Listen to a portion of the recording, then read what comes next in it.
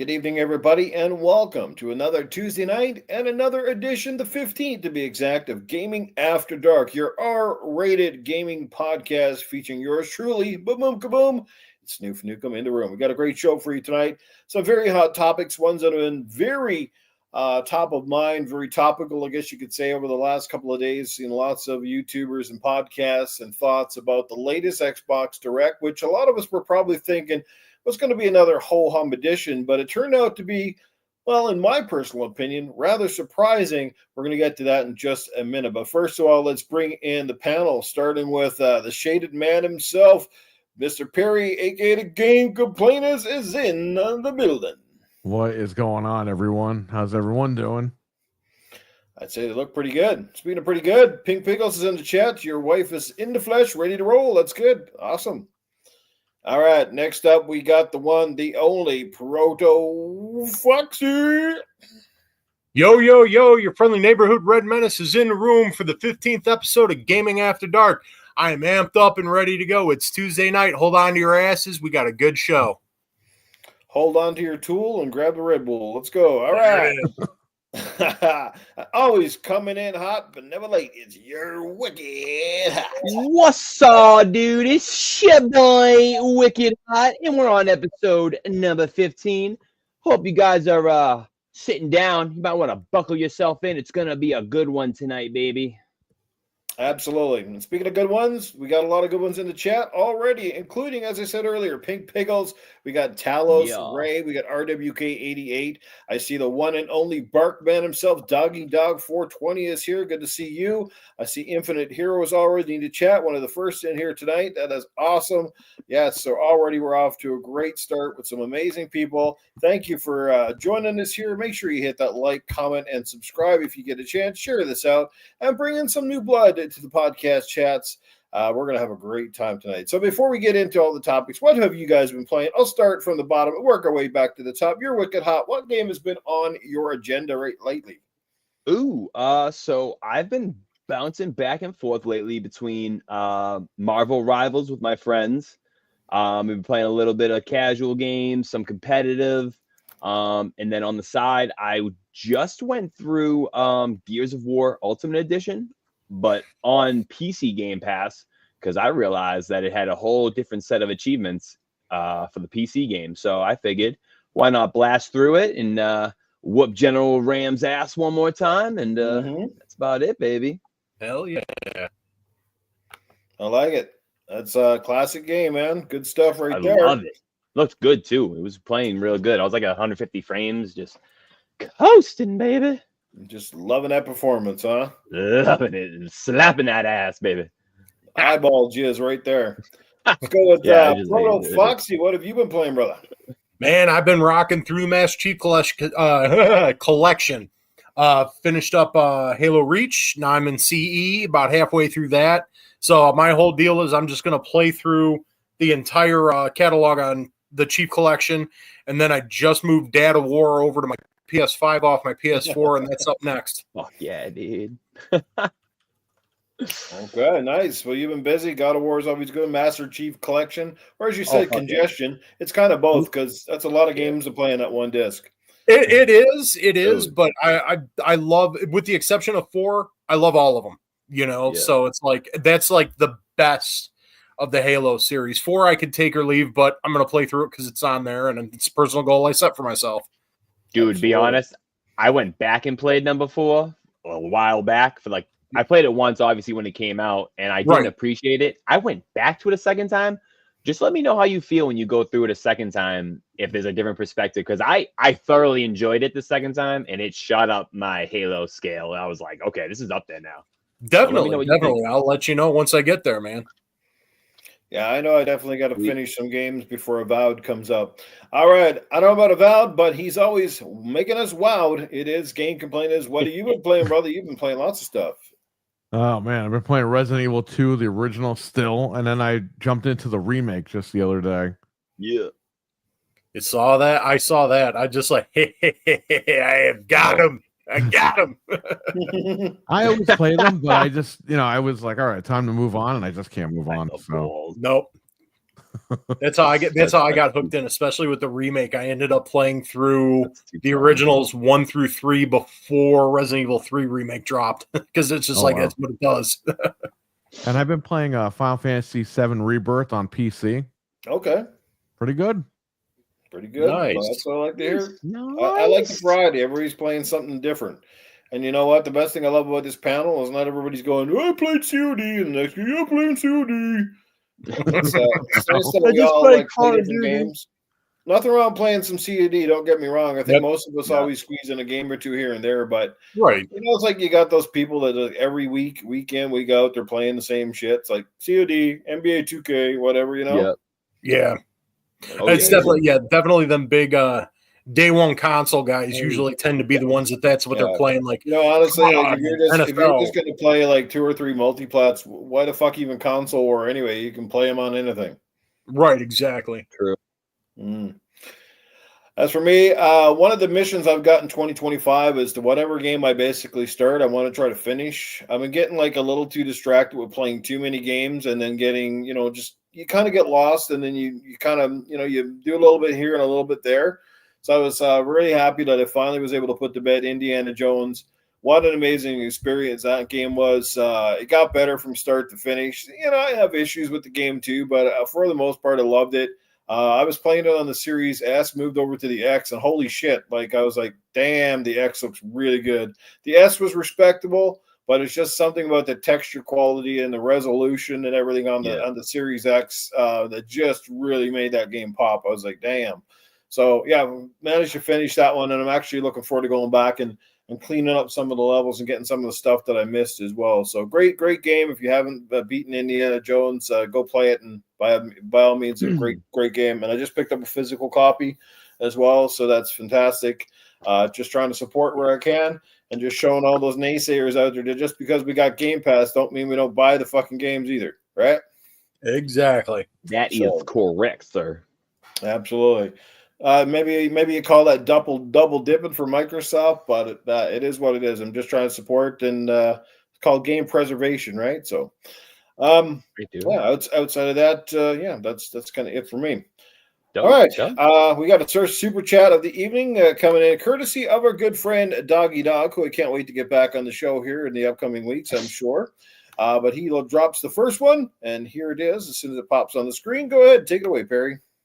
Gaming After Dark time. Let's go. Woo! There we go. We got the woo! Woo! I was going to say, I knew Wicked Hot was going to bring a woo. Oh, man, I have to. When I see Doggy's woo, I gotta give it my all, dude. Whenever Doggy's there's a woo, wooing, you I'm can say wooing. I feel like in the backyard wooing. Yeah, it's like a dog from different neighborhoods. You just woo! And then I hear Doggy, woo! Then they just start to Ric Flair off. Collectors. Oh, yes, the Collector's Edition went live. Yeah, that's awesome. And I see Sir X-Man is going blah, blah, blah. What's going on, Sir X-Man? You know what? We might as well drop the announcement now since he is in the chat, guys. Surprise announcement. If you didn't see this one coming, we talked about adding a 5th panel member to Gaming After Dark, and it is going to be our good friend, Sir X-Man. He's just got a great sense of humor. I think he fits in pretty well with the panel. I know he's excited about being here, and now that his, he's kind of a retiree and stuff, and he's got a little extra time on his hands, he should be able to make the show on a fairly regular basis. So congratulations to Sir X-Man. We welcome him as a full-time member of the panel, and that will start on the first podcast of February, which probably is next week, isn't it? Yeah. Yes, sir. There you go. So next Tuesday, he will be a full-time member. We're happy to have him on. I hope he's excited as we are to have him. So we'll go from there. It still leaves one space open. We'll leave that one for guests, and we'll go from there. So yeah. Woo! Yep. Welcome to the Madhouse, Sir X-Man. Congrats. We had to have someone here that makes the rest of us feel young, right? Exactly. Oh, wow. Initiation, 7 minutes in heaven, baby. Who's it gonna be with? Oh man! But while most of us are watching the Super Bowl, he's paying attention to the Dust Bowl. Yeah, that's right, baby. AARP. All right, so let's get into the topics. Hockey fan, welcome to the show. Glad to see you in the building. Yes, and it looks like the chat is pretty excited about your announcement as well. So that's great. Sweet. Okay, so Xbox Direct came down, I think it was last Thursday, so there's been a lot of chatter about this already. If you guys weren't familiar, Xbox showed off a total of essentially 4 games throughout the Direct.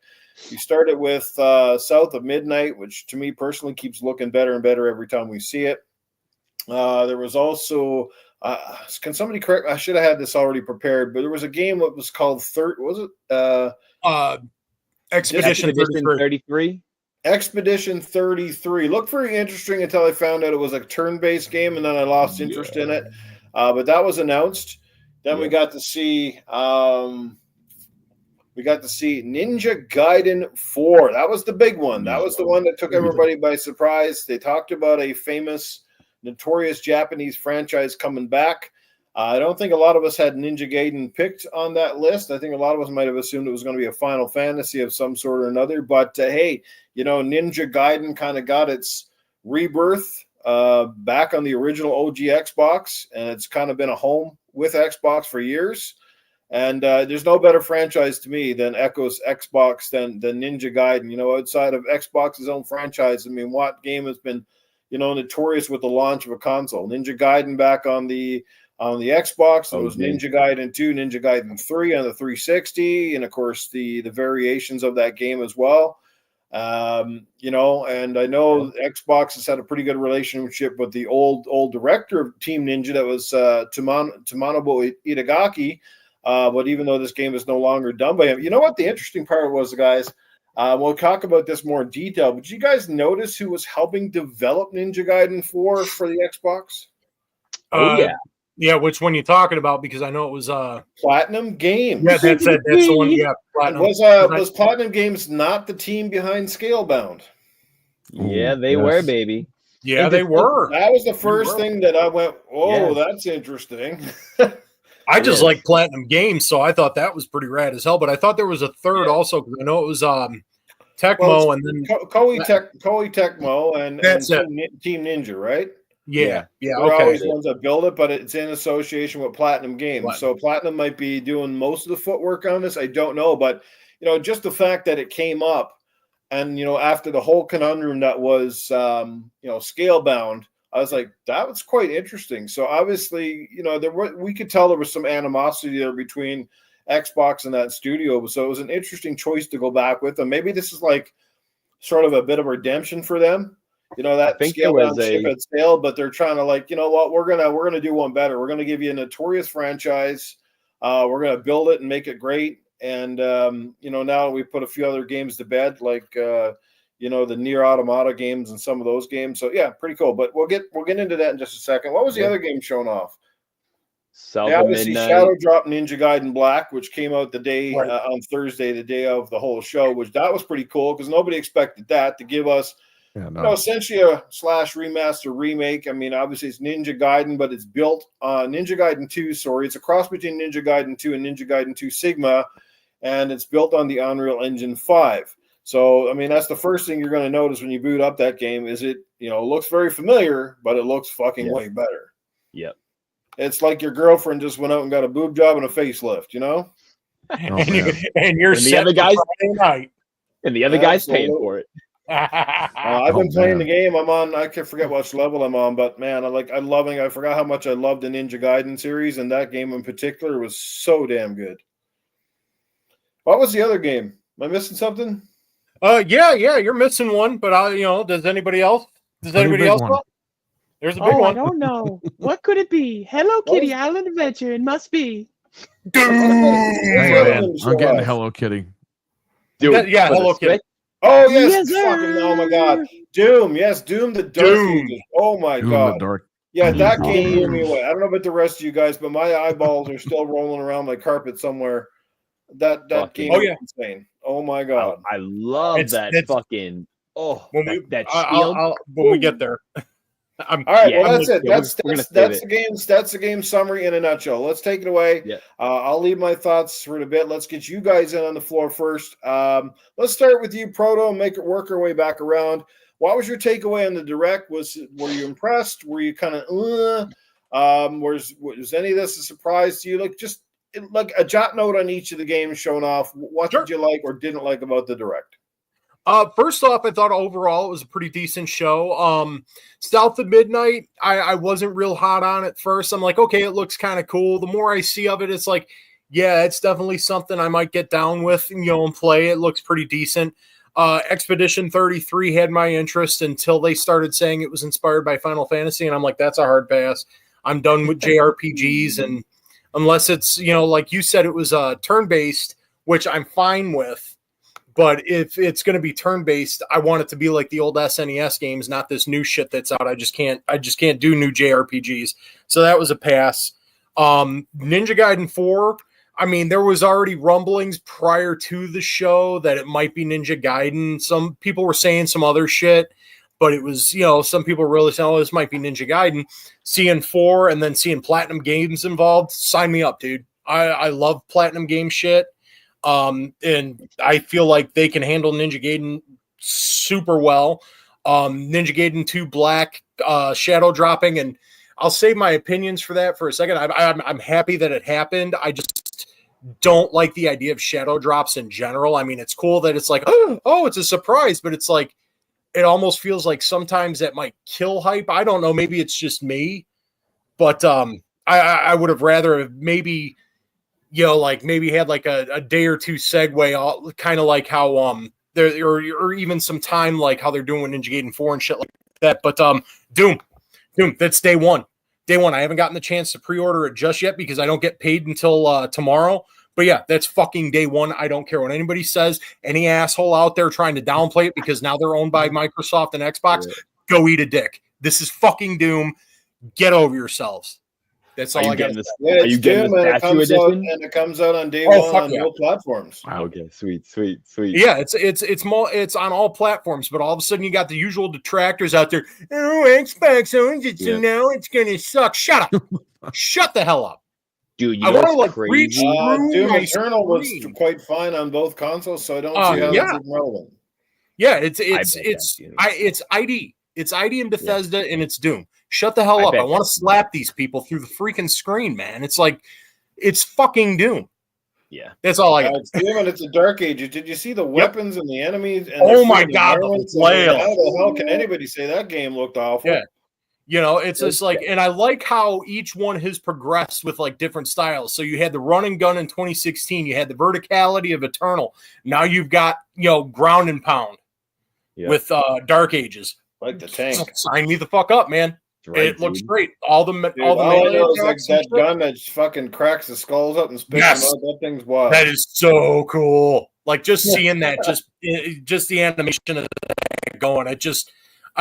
I had to clean my walls off because I sprayed them. Sweet Jesus! Smells like Java. Walls weren't white. What's that? It's a little gooey in there. Yep. Everywhere. It was like, what the hell? Whoa. It's like, sorry. Ectoplasm gun. Well, that was a great summary. I loved it. Let's head over to Hot. What'd you think, man? Ooh, man. Overall, I'm gonna give the show a 9. I fucking love the way it was presented. I love the way it was just shown. Like you see the pictures, little doodles, zooms into that picture, starts talking about the game. Right off the bat, Expedition 33, I thought was a really cool concept. I liked it. Like you guys said, though, I'm not like the biggest turn-based guy. So right when I saw turn-based, I was like, I'm like, I don't really know if I'm going to like this. But that's the first game comes out, because that's April 24th. Second game that comes out right after that, South of Midnight, I actually personally am I'm really interested in that one. I think it's cool with the story being in the South and everything like that. I like the, what is it, the Hitch animation, like Coraline the movie, or like kind of like some of those was it Ed Burns? Like the stop motion sort of animation. Yeah, they had stop motion animation. But it gives the game a very unique look. Yeah, like I'm kind of down with that. Like you know what I mean? Like gaming is like music, and it's like art. Like there's different ways to go about it in different perspectives. And just because your art style is different takes nothing away from your game. Some people look at it that way, but if you look at it as an art, it just makes it more beautiful when you look at it that way. And for those people kind of worried about that, the dev said you can Yeah. turn that animation off. Yeah, but that's cool, dude. Like, at least you have the accessibility option of being like, hey, I want to try this, and maybe it doesn't make you feel good. You get a little dizzy or your eyes hurt, and like, it's cool to always have options. I'm always here for that. Some Xbox dude goes and chucks his fucking console doing this fucking game keeps on lagging. What the fuck? I can't get over 30 frames. I've tweaked everything and this fucking game still lags. God damn it. But real quick, before W1ck3d Hawt finishes, I completely forgot to mention that about South of Midnight that really kind of piqued my interest was that whole Southern Gothic kind of thing going, because I lived in the South for years. So it was like I kind of got so excited about Doom and forgot, that's the thing that really kind of hooked me. But anyway, I'm sorry, I cut in. Yeah. No, dude, don't even sweat it. I love when people cut in. I love to hear people what they got to say. But yo, on South of Midnight, like on top of that, like we kind of notice it being older gamers. Like usually like cell shaded games, the graphics like that, they usually age pretty well. And like kind of thinking about it, just like kind of like long term, like South of Midnight's probably going to be a dope ass game. But you know what? It's probably going to still look fucking amazing years down the line because of the way it's made and the art style and stuff like that. I think that's something that kind of gets like looked by, like being in the here and now, but like, 10 years down the line, we might be like, hey guys, this game still looks fucking great. But we're not saying it now.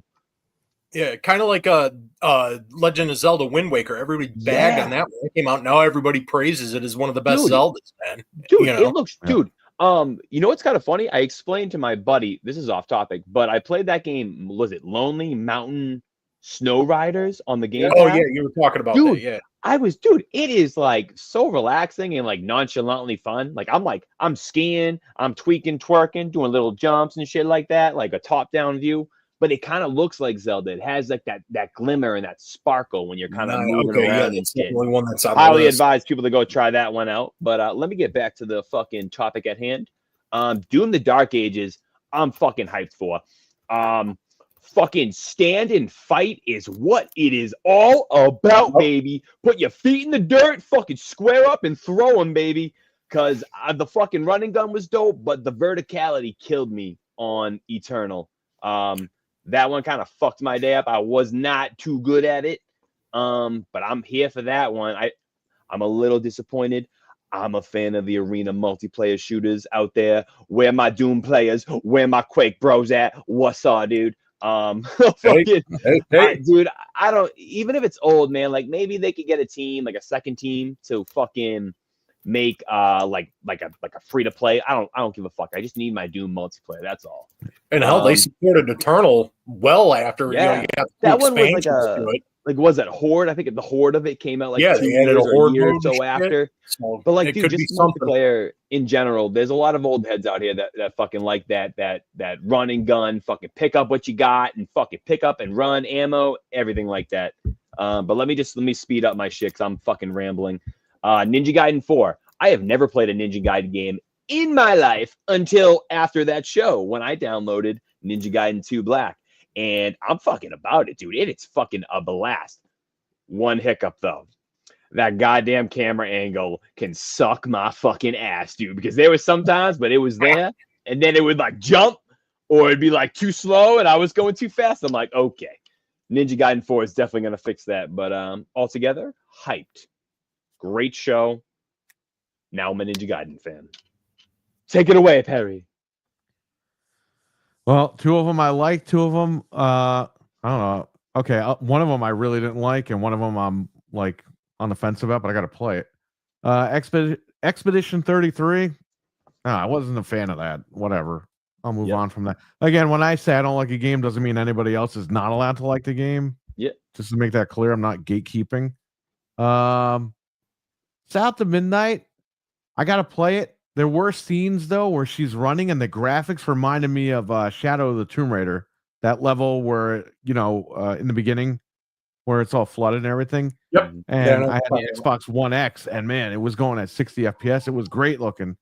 It reminded me of that. So that game I'm on the fence about that. I have to play it. Ninja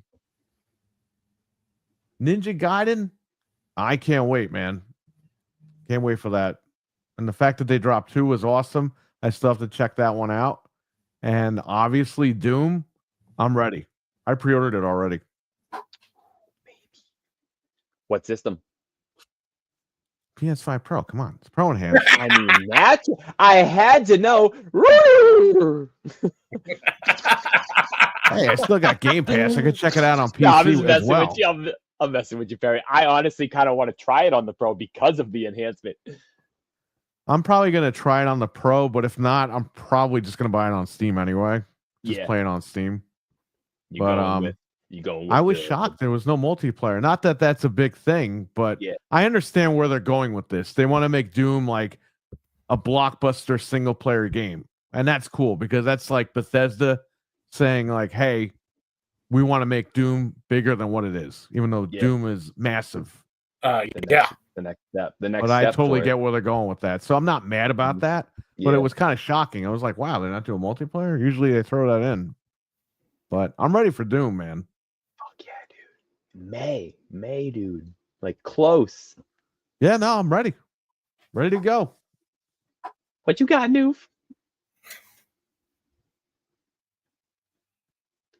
I think he's beating his rat, dude.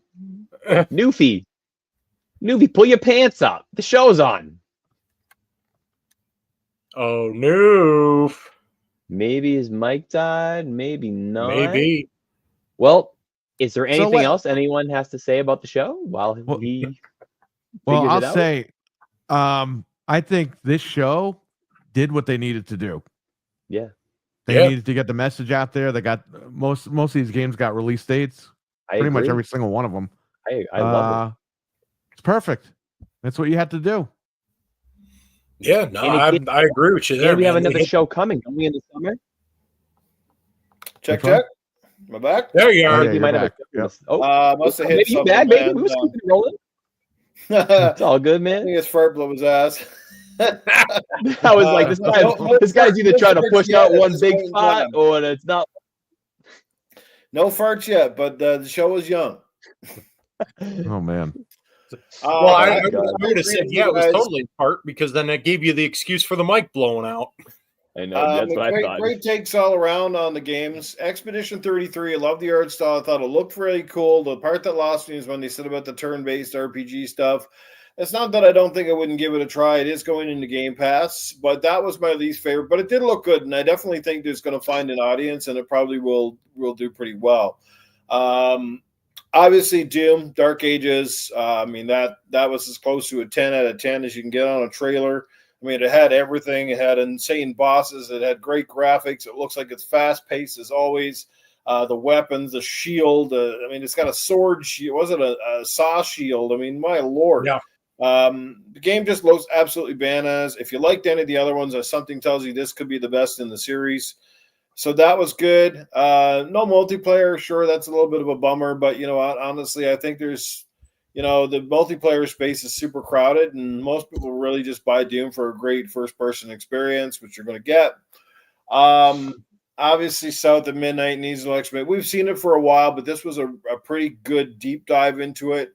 It looks amazing. I think the devs are, really, bringing the culture to life, the graphics, the art style, just the character designs alone, like are very fat. And I love games like that, almost have this semi-realistic look, but yet sort of a cartoon that kind of crosses the boundary between that, sort of like Fable's kind of done for years. Like I said, the character looks intriguing. The magic or whatever that you use looks cool. I'm really excited about that game. Again, it's day one on Game Pass, so no harm, no foul. At least everybody download it and give it a try. Show the devs some love and support.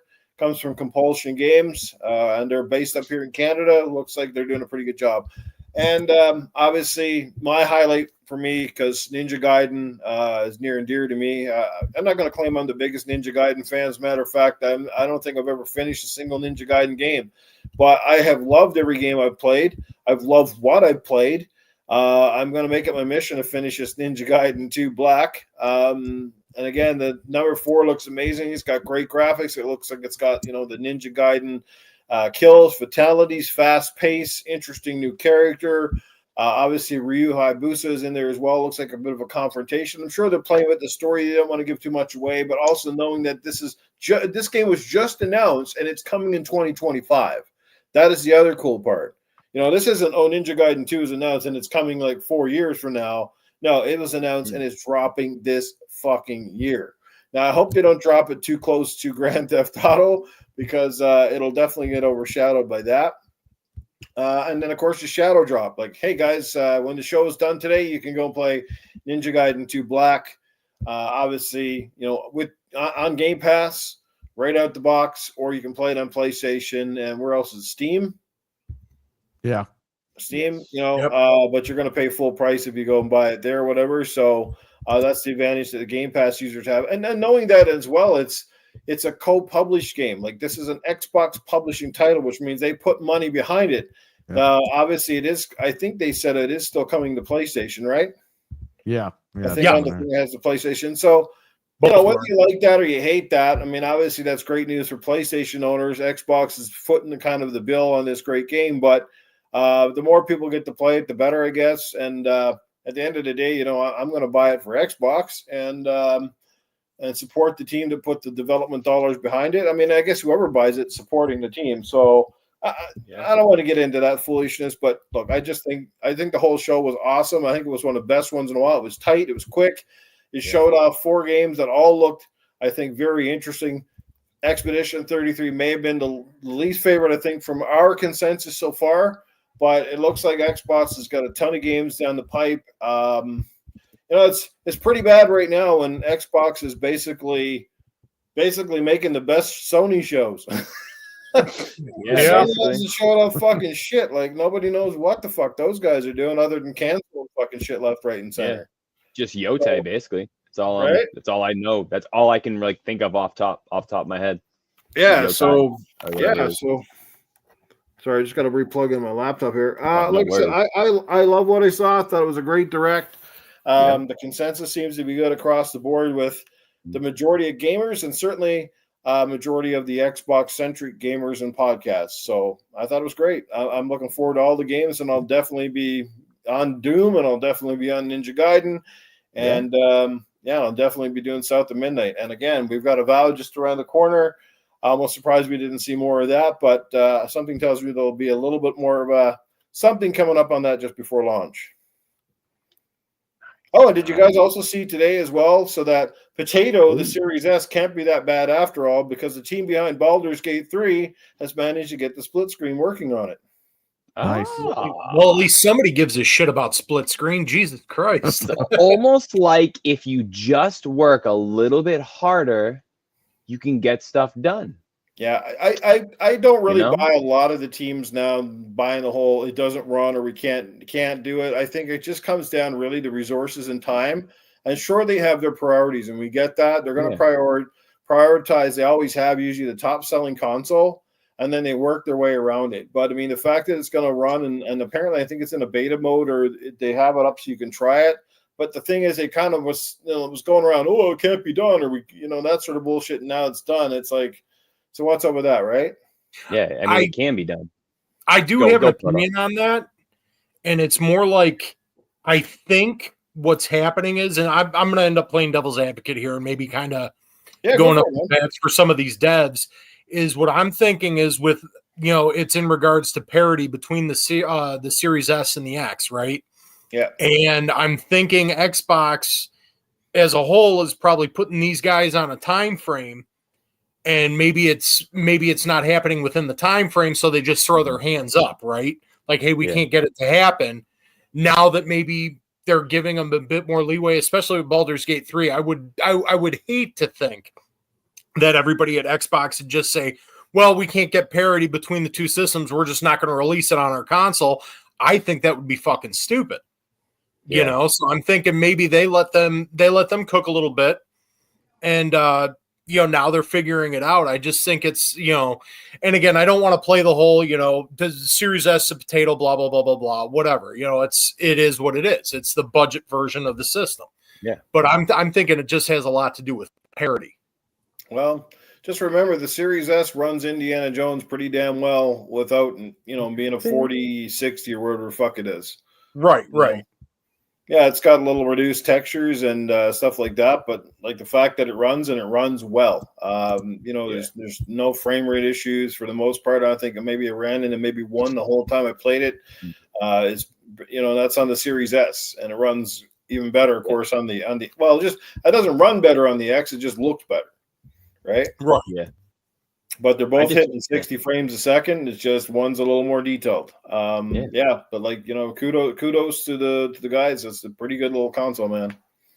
Oh, I think it's a great. I mean, it's a bang for your buck, dude. But like sometimes I understand where Proto's coming from. Like I can totally understand both sides, but sometimes I don't know, man. Like I'm a mechanic. Sometimes like there's obstacles in the way of me fixing the engine or getting to the pot that I need on the engine. And like I don't go over to my boss to tell the customer to be like, hey, it's just not gonna happen today. So I'm just gonna put it all back together. Like, no, I have to fucking figure it out. And when the truck's done, the customer will get it. Yeah. That's kind of my mindset to an extent. Like I said, I'm understanding bit, but like I kind of get that mindset where I get in that way and maybe I shouldn't be. And you guys can totally tell me if I'm wrong because I'm all for taking backlash, baby. But and it's and I totally pick up what you're putting down, man, and especially because of my line of work, it's the same thing. Sometimes things doesn't happen overnight, and I get that. And don't misunderstand, I ain't bagging on the S. Like you said, bang for your buck. I mean, I don't like the fact that it's all digital, but then again, I'm a physical collector guy and I can bitch about that all fucking night long. I'll spare you. But, for what you're getting, it's a good value. And especially now you can even find them places for like sub $200 fucking dollars. You can't go wrong to play new shit. Like you can play Doom the Dark Ages on that sumbitch, right? So it's like $200 and you get that on whether you're going to buy it and download it on there or you get it through Game Pass. I'm not bagging the value, And honestly, when it comes to the S, one of my favorite features about the S is the form factor. It's just such a really cool, small little console that fits fucking out. It fits in every entertainment case. It fits in a fucking backpack. You know what I mean? I have the screen for the S. Like the old pop-up screens and shit like on the old 6-gen consoles. So don't misunderstand. I'm not bagging, but I definitely see what you're talking about, Hot, because like I said, I've even worked in that industry too as being a mechanic, and I do my own work. And then on top of that, the business I'm in now, because I'm a warehouse supervisor, so I understand like certain things have to happen. And shit like that. It's the same kind of thing. The point of the matter is, the biggest part of the matter, like I'm not faulting the devs, right? They got a lot to work with. They do have a lot of constraints. They got to work around a lot of issues, especially when they're dealing with lesser tech, right? But the only thing, and this goes for the ones that Microsoft has as well, not just the ballers. We've seen this with numerous people. This is even the Starfield thing, right? Perfect example. This game, we for a design reason, we chose 30 and it's not going to run 60. But, they keep telling us this bullshit. Don't tell us anything. Just always aim at the highest target. Go for it. And if you miss your target, just tell the people, say, we're still going to strive to push it out. It could be 3 months. It could be 6 months. But our teams are on it. We're going to do the best we can to get it running. If we can't, we will come out and admit that we can't. But like that's all you want is like the devs just to be upfront and honest to say, look, right now we're in a time crunch. That version, unfortunately, just doesn't fit into our scheme of things. We will work on it, and we promise within 6 months, maybe to a year, you will have your version. It seems to work for Switch. Lots of people get Switch versions down the road, and nobody seems to be bitching about that. They're just like, I guess we got to wait a bit longer because obviously they have to make massive compromises to get a current model game trying to run at any type of fucking thing on the Switch. But they managed to get some of it to work, and that's all we're asking for is just be a little more honest and upfrent, and then you don't have to deal with the PR disaster 6 months later. You remember Gears 4 when I think it was Rod Ferguson came out and he was like, listen, Gears of War 4, even on the 1X, it's going to run at 30 FPS, the campaign. And everyone's like, oh, that sucks, whatever. But then I think the day before release, he put a statement out saying, we got it to run at 60. I'm like, oh my God, this is awesome. Yeah, I got to address Talos in this in the chat, right? Because he just said you want better frames, play on PC. So I got an issue with that, right? So just recently I went out and bought a PC. But the thing is, there's an asterisk that needs to go around PC. because I have Game Pass on the PC, and I tried downloading. The first game I downloaded was that Atlas Fallen game, right? It downloaded to the PC, goes through Game Pass. Guess what happened? Because I don't have a good graphics card, you guys know exactly what happened, don't you? Yeah. I booted the fucking game up, and it barely run at 10 frames a second. The game fucking chugged. So I'm like, so is this false advertising? It's not. No, you just go out and get a PC and run Game Pass, and your game will look and run flawlessly. That's horseshit. No, they basically don't tell you, yeah, you want to run it on PC with better frames, you better have a goddamn good graphics card. Yeah. You either have to have some base knowledge. Yeah, I was gonna say cloud. You could stream and it'll run fine, but if you want to do native, you have to have native. GPU, so if you're doing the PC streaming, maybe okay. I guess that's the other asterisk as well. Like me, because I'd rather install natively and run it because I'm having that issue right now a lot with every time I use my fucking PlayStation Portal. And I don't know if it's my internet or what the fuck, but like every fucking time I play a game on that thing, I like play it for 5 minutes, and all of a sudden the resolution drops to like 360. The frame rate fucking stinks. You might need a new router because a lot of routers from back in the day, they don't support the higher frequencies that the new machines have. So I had to do that a couple years ago. 5 gigahertz band, but yeah, I think there's Wi-Fi 7 now. Like it's crazy. Yeah, it is pretty. Yeah, that seems like that would be the thing. Try to router. I mean, but I can see what Noof's saying too. If you want to run it, because I'm the same way. I'd rather run native over cloud anyway. Yeah, I get that. I'm in that pool too because I'm just getting into PC gaming, and shout out to Wild Bates in the chat because without him just kind of being my basis to go off of, I really wouldn't really know where to spend my money, what to get, just kind of get by. I ended up just grabbing a laptop, something I could just kind of tweak and twerk, kind of learn the basics. Ended up grabbing a monitor. Then next thing you know, I haven't put more RAM in there. I just bought an SSD. I'm going to put that in there. And it's like, but at the same time, I probably spent about $1,300 on the laptop. Granted, it comes with a 4060 and some other shit too, like that. So I'm okay. Like he made sure I was okay to game, but at first I'm like, oh my god, like this is a lot of money off the rip. Like I didn't, as a console gamer, someone says PC and they start throwing all these words and these fucking things at you. You're like, the money starts racking up. But when you break it down and you think about it as a console gamer, what TV, just predominantly like, what TV do you have?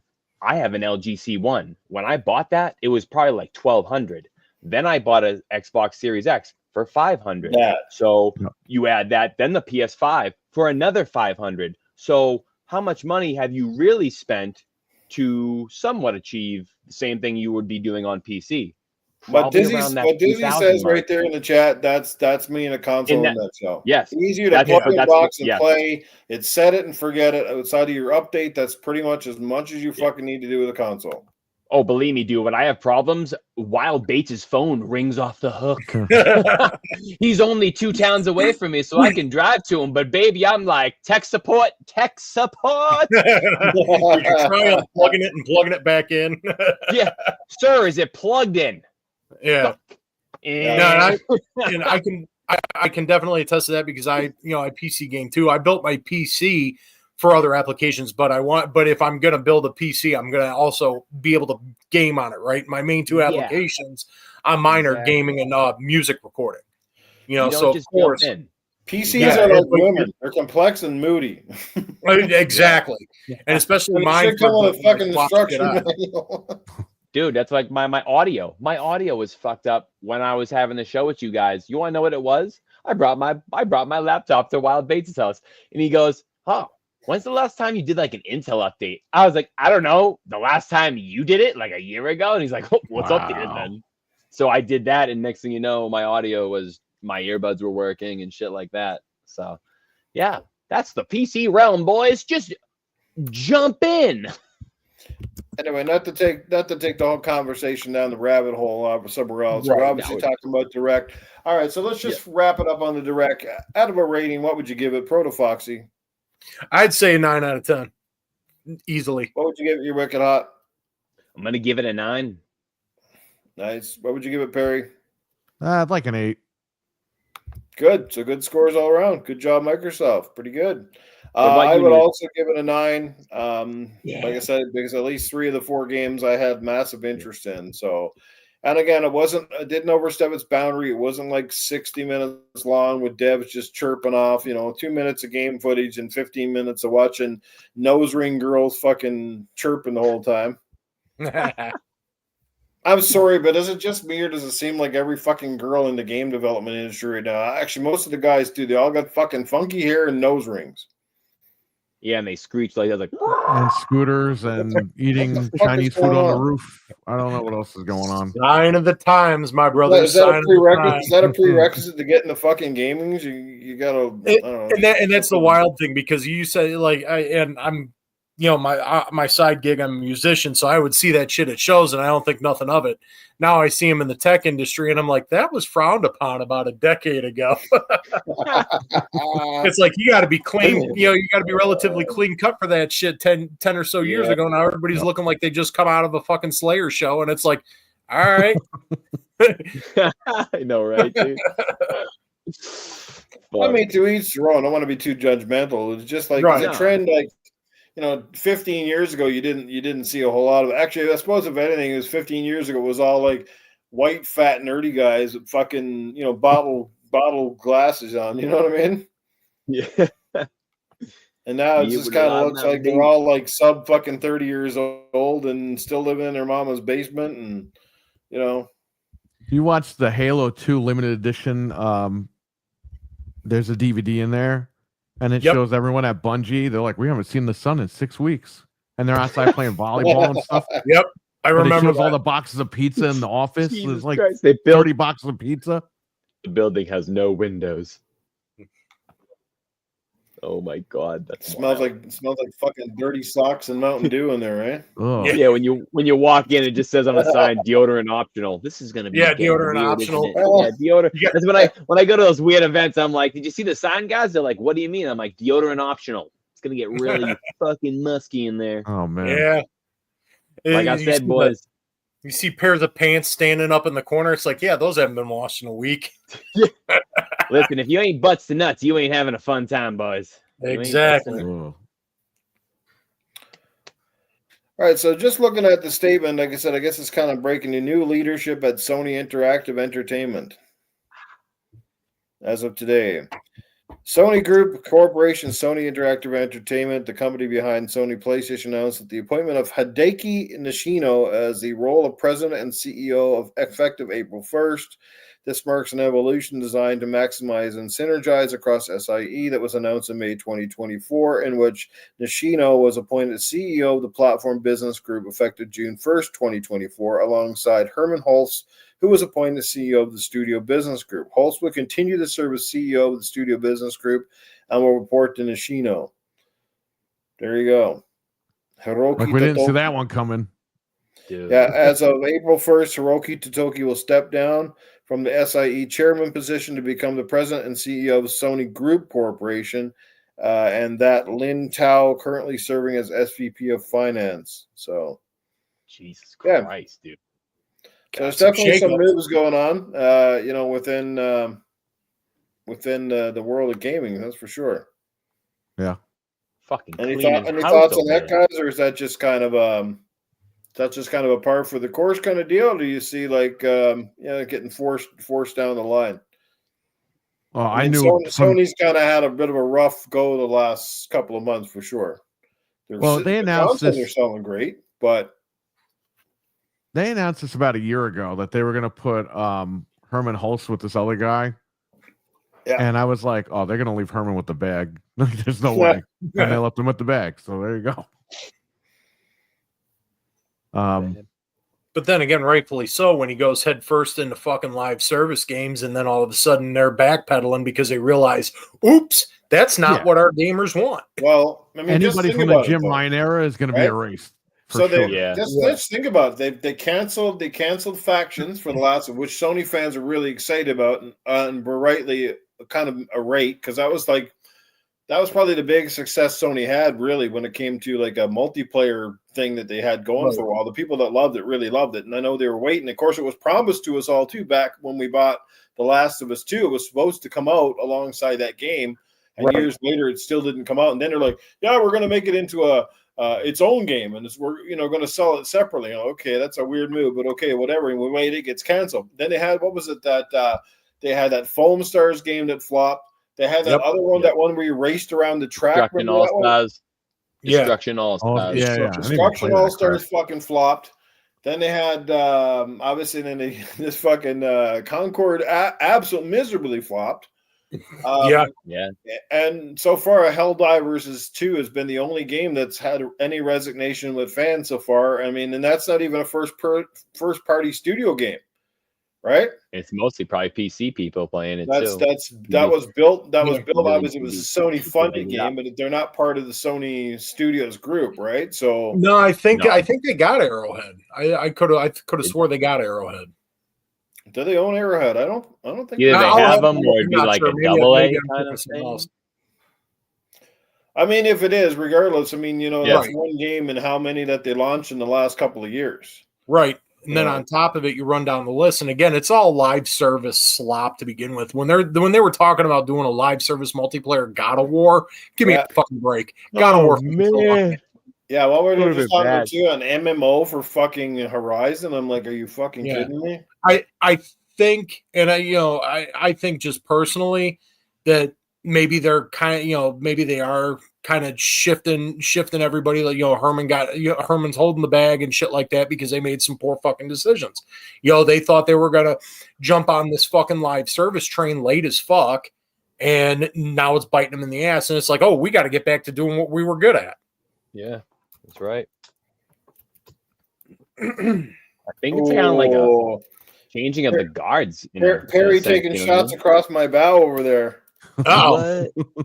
He said Horizon needs to go away for a good crappy franchise. I love Horizon. Man. See, and I've had the first one on my PlayStation 4 for years. It was because I had gotten a second PlayStation 4. I actually won it in a contest, and it came with it. I got the 3 downloads: God of War, Horizon, and then Last of Us 2. And I still haven't fucking played it yet. It's way on the backlog. I'll admit, from that franchise, and not to get off topic, but I didn't like the second game as much as the first. I felt it was the same scenario that happened with God of War.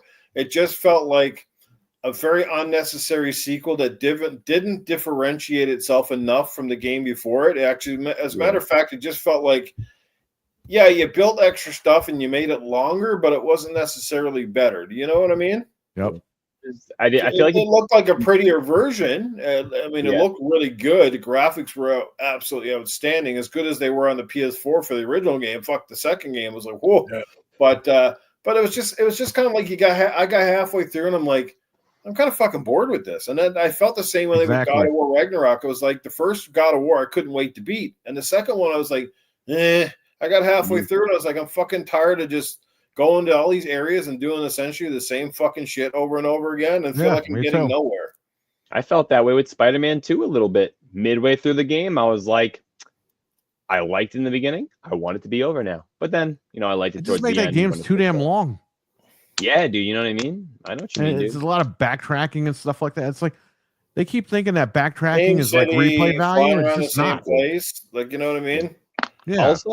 Also, I feel like just like using Horizon as an example, I feel like the first one. Okay, so from my standpoint and my point of view, I played the first one when I first got my PS4, and I was late to the generation, so I played it for a little bit, and I was like, "Hey, this is kind of boring. I don't. What the fuck is this?" So I put it away. Second one comes out years later, and I gave the second one a chance. I loved it, and I'm like, "Dude, this second one's awesome. I think it's time for me to give the first one a try." Dude. The first one is by far my favorite.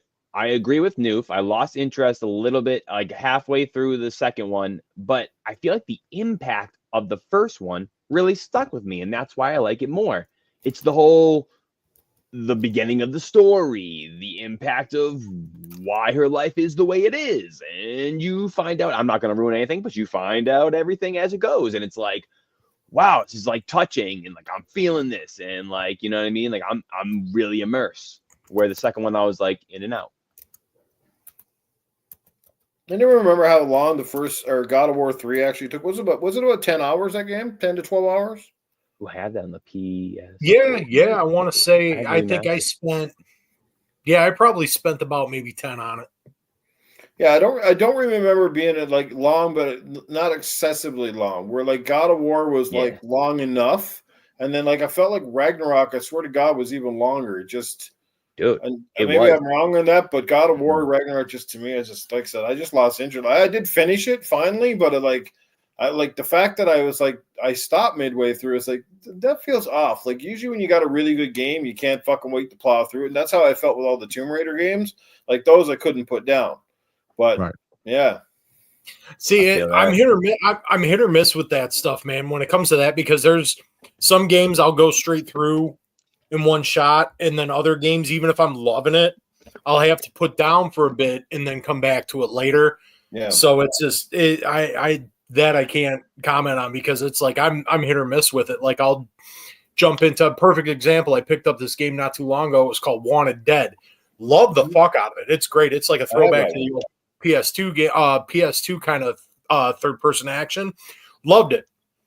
I got halfway through it, and that was a few months ago, and I have yet to get back to it because I jumped into something else. I'm like, okay, need to change of pace, and then my change of pace was 200 hours into Warframe, but you know, Woo, but that's a drastic change. You know, yeah, but then some gamers call us frauds when we don't finish a game. Is that a fair assessment, or do you think like it's just that's because I finish tons of games, but I don't finish every single game I play. Right? I got two words for people who say that. Right?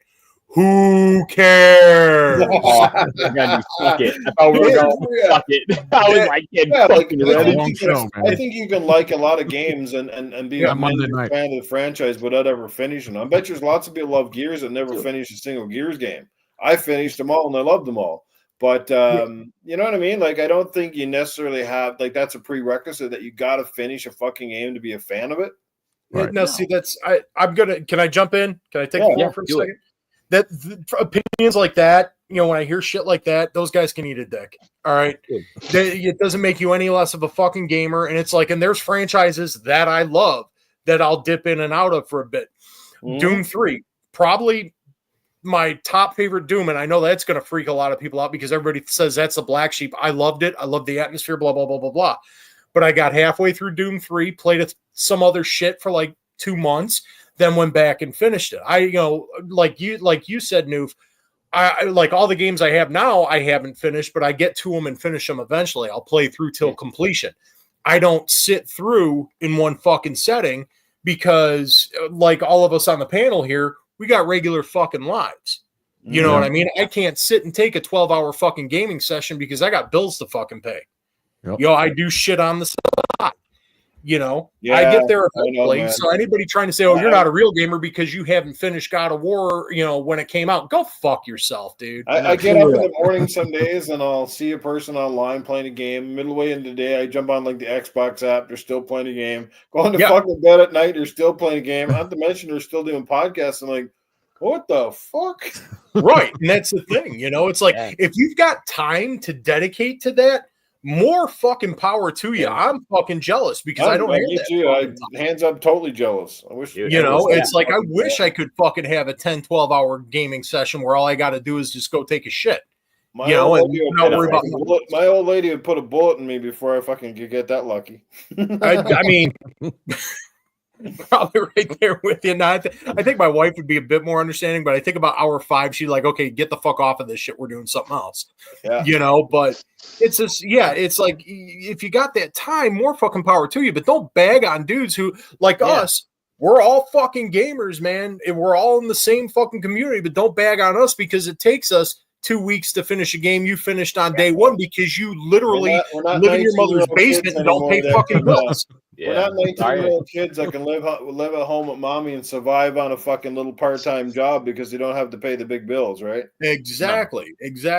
Just like, and it's perfect. RWK just put it in the chat. Ain't nobody got time for that. Yeah, I got a nephew like that, which kind of sucks. That's all he does. Stay home all day, and he sleeps all day, and then he games all night, and that's all he does. Yeah, I mean, dude's pushing 40. Oh, okay. Well, then that's shit. Yeah. All right. It's like, okay, time to shit or get off the pot. I was about to be that fucking pot has never seen any shit. Let me tell you. Yeah, the only shit he's seen is the one looking back at him through the toilet bowl. Well, you know what? His day of reckoning is coming because his mommy and daddy are not going to be there to support his ass forever. Yeah. Yep. Is he an only child or does he have siblings? So, anyway, it's a topic I don't want to get into, but yeah, like I know people, and like I said, I'm related to people, which is kind of sad, but it is what it is. Yep. Different lifestyles. Different lives. I couldn't do it even if I tried, right? I just feel Some people just built different, bro. They just built different. Absolutely. They don't make those people anymore. They built different. Yeah, the only people I envy more than the guy can play games for at least 12 to 16 hours a day is a porn star. Gets to pork everybody all day. But then again, you eventually even get bored of that. Yeah, I guess so. You got to walk every day. Oh, here's another fucking loose caboose you got to bang today. Yep. All right, time to oil them up. Let's go to work, guys. I got shit to do afterwards. Hope your balls are in Aikland today because we got 5 scenes to shoot. Yeah, you walk in. All right, boys, let's make this one quick. We got a fucking appointment down the street. Man, that's like the classic analogy, right? Where it's like if you're eating like pizza every day and that's like your favorite thing, you eventually get tired of it, move on to something else. I would hate to have the day where I get tired of getting laid because that's all I'm fucking doing day in and day out. I mean, at one point that sounds fucking amazing, but then it's like that same kind of boredom, that analogy is going to set in. And it's just like, if I get there, put a bullet in my fucking head. Yeah. Poor old girl's laying in bed with her legs spread open. She's like, Jesus, do I got to take that fucking 10-inch Kuba saw again today? Jesus Christ. Proto's going to be like, how about we talk about our feelings? Yeah. Just watch The like, Bachelor. You like long walks off of short piers? Because I do. When she leaves after work with her skirt on, all you can hear is...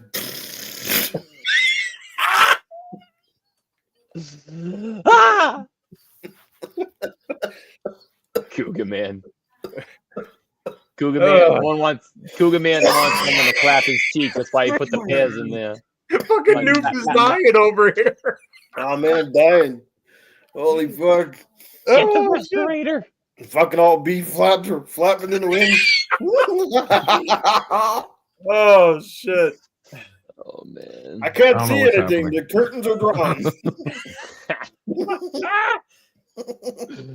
Oh my goodness. Do your lips hang low? Do they sway to and fro? Oh man. We were talking about video games, right? Yeah. I don't know what he's talking about anymore. No, somehow the train is completely derailed and went down the fucking rabbit hole. Oh man, we're completely an embankment. Someone help us. You're totally right, man. There's respect for time, but you know what? I think the changing of the guard is coming though, Perry. Because when you look at all these development dollars, and I think even Sean Layden alluded to it, is that with these massive budgets and the time constraints and stuff like that, like it's no longer feasible at the rate we're going for these companies to be like 5 years in development and $250 million on every fucking game. Like, and that's the thing. You can spend all that money and you're not guaranteed return on investment. I mean, Concord cost how much money and fucking flop within a month. 2 weeks. It wasn't even a month. If they would have showed us that trailer like 3 years ago, 14 days, dog, we could have told them, hey, we don't want that right now. Yeah. In the grand scheme of things too, like, especially when they're campaign-based games, because they're not competing, they're not going to take the money away from the Fortnites and the Call of Duties because people constantly go back to those games. Right. So, it's guys like us who are going to buy the single-player shit, but once we're done with it, you're gonna move on, and you don't need to keep some of their 50 or 60 hours. They're not gonna unless you're gonna buy all the DLCs and they're gonna have some kind of a live service base within that. But that's kind of fucking chintzy too. I don't want campaign based games that fucking turn into seasons. Yeah, no. Yeah. That's definitely. If anybody does that, it'll be Ubisoft. Don't worry. It would be. Season 2 of fucking Assassin's Creed. Ghost Can they just go away Recon already? Breakpoint. You fucking loaded up. Why are there 700 fucking things to do? What is going? You know what? Fuck this. Uninstall it. That's what I got to do. Well, what I don't like is I mentioned this earlier. In like God of War, it's like, okay, you got to go get this thing. You go get it, and they're like, oh no, you need that other thing too. Oh, yeah, You go get the other thing. Bitch. Oh no, but you got to get this other thing in order to go forward. You get the other thing. Oh no, you don't want to go up this mountain. You want to go up that mountain. I'm like, what am I doing? Yeah, and if you look at God of War 3, right? Like you got different weapons as the game went along. Like you got the gauntlets and the blades, and you had like different things. But the one thing with God of War, like the old one, was like it had a very simple level up progression. Whereas the new one got very complex because you had to manage your runic and you had to do your fucking you had to do all these different armor. So it turned into like almost an RPG style game within the game itself. And that kind of annoyed the shit out of me too. I was like, just give me a fucking sword and shield and give me the best weapons at the gate. Let me upgrade it and stop fucking around with 50 different weapon types and having to worry about I gotta put this fucking jock strap on with this fucking shoulder pad and this fucking rabbit ears to make this fucking dude. He's fucking God of War. The dude basically should need nothing other than just change Olympus and go nuts on people. Oh my god! No, I agree, and it's in both you and Perry said it. You know, Perry said it in his highlighted thing in the chat, and then you said it going forward in progression. You know, so some of those games like that drives me. Some of those things do drive me nuts too, man. Where it's like, okay, I don't feel like I'm progressing, and then that's what you dive out for a little bit, and then you go back with a fresh set of eyes a couple weeks later. Always said to me that the biggest turn on with Hellblade, the Hellblade and Hellblade 2 game is they never loaded her up with anything. You gave her a sword, and that was fucking it. That was it. You didn't have the power up fucking shit the whole game. You just did your combat like any regular person would. Like your sword in the real world. Would you fucking bring it to a sword shop guy and fucking get him to hammer it for an hour? Now this sword is a level 3. It kills more people. Like you mean you don't have a sword shop down the street from your house? We actually did. Backwater town do you live in? But you know what I'm talking about? Like Hellblade felt a lot more realistic and was way more simple. And I actually applauded it because most games get away from simplicity because they think that in order for the game to be really good, that it's got to have 20 different weapons and 40 different upgrades and shit like that. Like, just give me the fucking weapons and let me rock it. You know what I mean? Exactly. Yeah. Keep it simple. Give me the full powered weapon at the get-go. Even if it takes me half the game to get that fucking weapon. Like, even Legend of Zelda, Breath of the Wild. Fucking, I would have totally loved that game way more if all the weapons didn't break after I fucking smacked a branch 20 times. Yeah, and then it tells you you're cold. Like, where the fuck's where would I get clothes? I mean, why am I cold? I don't want to be cold. I remember making fun of the game as to how fucking Zelda has literally the worst stamina I've ever seen in my life. He couldn't swim across a fucking puddle of about 20 feet and he's fucking dying. I'm like, what the fuck, buddy? He's malnutritioned. Like, what happened to you from back in Ocarina of Time? You run across a goddamn field for an hour and a half and nothing. And this one, he's just like, climb a tree for 2 seconds. My heart's dying. Like, who came up with that fucking shit? Jesus Christ! I hope he'll never get fucking Zelda pregnant. That's for fucking sure, because you can't last more than 10 seconds. Give me a heart potion, Jesus. Gee. You know what I'm saying? It makes the Alice more. These I have in games that just drive me absolutely bonkers. I feel that, bro. They're not going anywhere, though. Unfortunately, that's the fucking lay of the land now. But, like, how the fuck did Zelda end up in a game without a sword? And then when he gets a fucking sword, they break every 5 seconds. I was like, that was my biggest flaw with Breath of the Wild. I was like, if they had got rid of that shit, I would have been, like, all over that game. But that annoyed me to the point where I was like, I was swearing at the game. Like, constantly had to go find something and fucking, everything you get breaks. Everything breaks. You're in the middle of fighting, everything's fucking breaking. You're switching inventory. Like, that breaks. Right? Yeah. Like, holy fuck. Stress. What are these swords made out of? Fucking 3-layered tinfoil? Anyway, off topic, way down the rabbit hole. Yeah. I'm still choking on my fucking tonsils after that fucking porn joke. That's fucking gold, and everybody better appreciate that. It's lightning in a bottle, and it doesn't happen all the time. Right, baby. Right. Simplicity of Ninja Gaiden Black is so much fun. I mean, there's some weapons in that too, but they don't overdo it. Like you can level up within a certain degree, Got but you that don't have to bow spend staff, half the fucking baby. game leveling it up. Right? Yeah, But anyway, I fucking topic way down the rabbit hole. Anyway, Xbox Direct was fucking good. We all give it good ratings. I give it a 9. Perry gave it an 8. Hot gave it a 9. Foxy gave it a 9. I think we're ready to move on. Next topic, I guess we'll just, because it's a lighter topic, let's just the MLB The Show. It is not coming to Game Pass this year. I don't know if they give an explanation as to why, but number 25 is not coming this year to Game Pass. Now, it doesn't mean it won't come to Game Pass in the future, but it's not going to be like a day one on Game Pass. Does anybody know more about it? Did they give a reason why they're not doing it? And do you guys even give a shit? Me personally, I give 0 shits. I only played it for the retro mode with Ken Griffey Jr. because it pretty much is a throwback to the Super Nintendo game. That was the only mode I really played it in anyway. So. Oh, cool. Shit. Yeah, like I really haven't played a show game in a couple of years. I'm not the biggest fan of the baseball. I used to love baseball games during the Super Nintendo era, but like now, I don't know. I don't like sports games in general anymore. I've grown very tired of them. They take too long. They're too involving. If I'm going to play a sports game, I'd rather play something like NBA Jam or Mario Tennis or stuff that like doesn't consume your whole fucking life. Yeah. You know? Yeah. And then I do fucking buy a sports game. How it is, my buddies all want me to buy one. And by the time I pick up, say, the NHL game, they're already moving on to the next fucking one. Like, no, if you got to get, it's like, dude, I didn't even play the last one. Why would I spend another $80 to buy a game I'm not going to play? Yeah. Right? I kind of lost the love for. I mean, I don't mind sports games here and there. My buddies do; they play them more or less. But I don't buy the sticker games anymore, really, because it's Madden 23. Just peel it off. 25, it's funny and you send it out.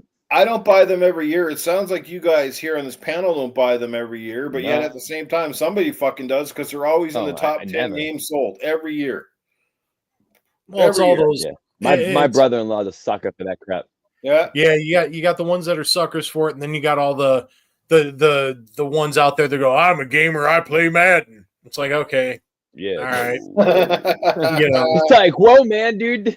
I'm gonna go sit over here. I guess I can't sit at the cool table with you guys. I'm gonna go take my beer elsewhere. That's like saying you're a fucking pro at having sex because you got all your porno mags sticky. And we've come full circle. I didn't realize it, but I once told John Madden's agent that Madden sucked. That's awesome. So I was working at Best Buy, and this older guy comes up to me, and he's like, "Hey, my name is John," or whatever. I'm like, "Hey." He goes, "What do you think?" It was, I think, for Madden 06 because they added the hit stick feature or something. Yeah. He goes, "What do you think of Madden this year?" I was like, "Well, the game sucks." I'm like, "NFL 2K5 was better," and I explained why. And he's like, "Oh, that's interesting." He goes, "Because I'm John Madden's agent." And I'm like, "Oh, okay." And he's just like, we appreciate the feedback, blah, blah, blah, blah. Yeah. And I went home and looked him up. It was him.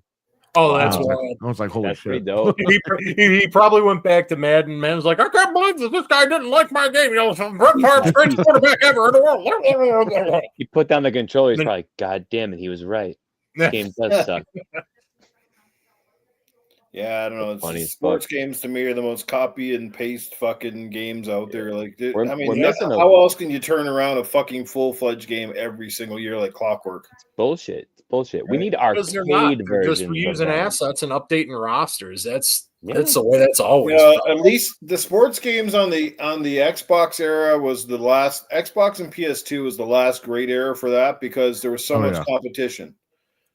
Everybody had a game, whether it was an arcade game. Remember, even in the Xbox, there was like you had the NFL Xbox Fever. Sports Network games, you had the 2K games or the Sega Sports games, you had the EA games, like Top Spin, fucking Fever. Was it NFL Fever? NFL Fever and not Top Spin, but there was a tennis one.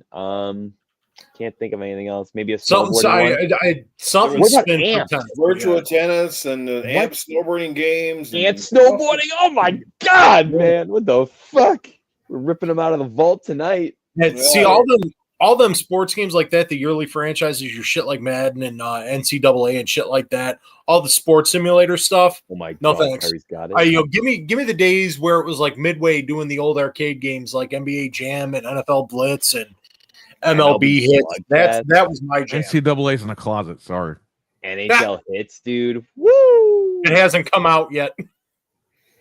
Yeah, I mean, EA hasn't innovated the NHL game certainly since 2K stopped making theirs. Even 2K, the last couple games that they put out were getting progressively better. You just didn't sell for some reason. Yeah. And even the 2K games are doing like the NHL skills competition inside the game. It was so fucking cool. Like EA hasn't done anything like that. Well, if you remember, MLB The Show wasn't doing well before it went multi-plat. And I think that's because it doesn't have competition. That's the only baseball game that's out. People are tired of it. And now it's multi-plat, and it's still not selling well on all platforms. It's just people are tired. They're done. There needs to be competition. Okay, but they're I don't know if anybody knows here or has seen like what I'd like to know what their Game Pass interaction numbers are. Like how many games are actually selling because they made it for Switch too, right? So like how many copies are you selling now because it's on Switch and because on Xbox, and what are the numbers like, the engagement? Because obviously like you would think that's a bonus for them to be in Game Pass to get more people playing and then spending money within the game, or maybe the people that are buying it on Game Pass aren't buying in-game transactions. I don't know. If I had the logistics, I wish I could actually, make an assessed judgment on that. Well, MLB The Show, if you remember, the MLB was pissed because people on PlayStation just weren't buying it. Yeah. And they're like, we got to make it multi-plat. And they forced Sony to make it multi-plat. Yeah, I mean, there's no doubt about it. It's a loss for Game Pass. But as somebody said, I think on Twitter today, with the amount of great games that are coming from Xbox studios and beyond, it's not like the biggest loss in the world. Again, at the end of the day, it's just an annually updated baseball game. Now, it's a great baseball game. It's one of the best sports games out there, period, in my personal opinion. But, it's not the be-all, end-all. I don't think it was helping move the Game Pass needle a lot. And I think the majority of people who are buying the show are probably buying it on PlayStation because that's where it's that's the home, right? Yeah. Right. Yeah. It's got the bigger install base, so it's likely going to do better there regardless. So I don't know. I didn't see too many of my friends playing the show, even when they had Game Pass accounts, which is weird, right? Yeah. I never downloaded one. The last show I downloaded was the Show 24, and it was a free game on PlayStation Plus Essentials like 4 or 5 months ago. I was like, man, that's a new baseball game. They're already putting it on PlayStation Plus Essentials. That's impressive. Yeah, because nobody bought it. Yeah. Well, there you go. I might explain it. Nobody's buying it. We might as well give it to people under the subscription. Maybe somebody plays it. You gotta have people on your server. Otherwise, what's the point in keeping the servers active? Yep. All right. So yeah, that's crazy. Yeah, I think baseball, like Cougarman says, baseball in general has been struggling to find a new audience the last couple of years. So yeah. Anybody else want to chime in on this not coming to Game Pass, or do you even give a shit? Meh.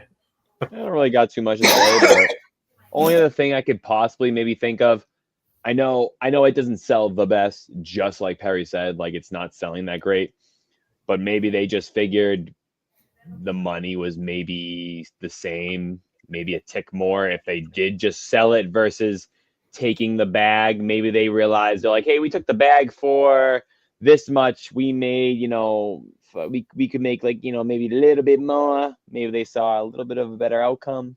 Maybe. It'll probably be back in Game Pass next year, guaranteed. Yeah, maybe they do sucky and they're like, wow, the Game Pass bag was right. Maybe we'll do that. But any money's better than no money. Yeah. Somewhere along the lines, they did some analytics and they figured either it was going to do better without the Game Pass or maybe I don't Game see it Pass doing too much better, but maybe, the analytics, a slight margin. Yeah, so I don't know. We'll see. We shall find out next year, my friends. Find out indeed. All righty. All right, next topic, I guess. Let's move into the next one, and that is, and this was an interesting one. This just came down the pipe like a day or so ago, and that is that people can fly. That is the makers of Bulletstorm originally. They also were a co-developer with, I do believe it was Epic Games on Gears of War Judgment when that came out, which, turned out to be a half-decent game. It was no doubt about it. It was the weakest in the franchise, and I think it's because they started to make some changes that some people may or may not have liked. I thought Judgment was solid, but it was a very unnecessary game in the series, and it focused on Baird and the other guys a bit more, and that was fine that they went that route, but it looked great. I mean, it definitely held up graphically, but it wasn't the strongest game in the series. I think most people would unanimously agree on that. And but they are, without a doubt, a pretty talented studio that knows how to do the Unreal Engine games pretty well themselves, and now they are brought in as a co-dev on Gears. And is Gears, by the way, the title, is it just going to be Gears E-Day, or did you know if they added the Gears of War back to it? I haven't seen anything. I'm also everything I see with it is Gears E-Day. I can't remember, to be honest. Whenever I say it, I always call it Gears E-Day, so I'm not sure. I'm hoping they bring back the Gears of War name, because to me it just doesn't feel right calling it Gears. Especially with this one, maybe. I mean, maybe with this one more than anything, because it's a prequel. So Gears of War, Gears of War, and then you go Gears of War, Gears of War, Gears of War until you get to Gears. Well, didn't they just call it Gears because everyone called it that? So Microsoft just shortened it. Yeah. Be hip. I thought there was some hullabaloo behind it, though, where people were complaining. Somebody also said it's because the acronym of GOW and God of War, and people would get them mixed up. Maybe, yeah. I could see it, but then again, like, it's not too hard to differentiate. Being like, if we're talking about Xbox and I say GOW, someone, I mean, you might get it. You know what I mean? Maybe not. I think it was a way for fans of shortening it. We all knew what you're talking when you said Gears. Like, I'm playing Gears, but that's all it was. But it just, to me, like, when you say Gears, especially when you're putting on the title of the actual game, it just makes it seem like, I don't know, like because that was part of it. That was part of the identity of Gears of War. Like, it made it sound aggressive, just like the original game was very dark and aggressive. So I just thought I never did like the moniker of taking the war off of the title. No, I liked it. I liked it on there. Yeah, hey, Disney's saying here in the chat that they're saying Raw's War. Yeah, I remember. But Disney in the chat saying that they added Gears of War, so maybe they have. Good. That'd be good. I mean, at the end of the day, I'm not going to be like, I'm not going to buy it because he took the of war out of the title. I mean, that'd be absolutely asinine. But yeah, fucking woke. You never know. There are some assholes. It's like, okay, you can go on with your bad self and miss out on a good game. Yeah. If I'm not buying Gears of War, it's probably because they started putting too many fucking bunny ears and pink guns in the goddamn game. Yep, all the weird shit. And we haven't gotten there yet, but don't give them any ideas. They're heading that direction. Every fucking shooter's like that now. It's like, where's this crap coming from? Fortnite? Yeah, little kid shit. Gosh, I hate it, but that's just me. That's a personal preference. It's just like I'll buy a character, but I want my character to look badass. I don't want him to look like he came out of the fucking Spirit Halloween store. You know what I mean? Right. Yeah, I know what you mean. Like, geez. All starting to look like fucking characters off of Borderlands, you know? Oh, God. Oh, man. Yeah, everyone's weird and quirky. Fucking weird different. And quirky and colorful and weird outfits and shit. Like, Jesus. We're going to have giant babies in diapers fighting each other yet? Well, what's the deal? Imagine if they make like a Doomslayer skin for Gears E-Day or something for the multiplayer. No, that would be fucking cool. Remember they had Halo and shit in 5? They had Halo people. Yeah, like add serious characters that are cool. I'm all for that. Like fucking Master Chief going around sawing people with a saw. That'd be fucking wild. Fuck yeah, dude. That'd be so sick. Right? Fuck, I'd even add Conquer in there going around. Can you imagine Conquer going around with a fucking gun? Like, fuck you guys. That would be wild. That would be awesome. Fucking, or Banjo. We're coming to get you guys, bro. You're just sitting there sniping. You hear like the little banjo in the background. He can't sneak up on anybody because as soon as he walks up to Billy, goes. The puzzle piece is the grenade. Yeah. So yeah, Banjo is not creeping up on me. He's always walking around the corner.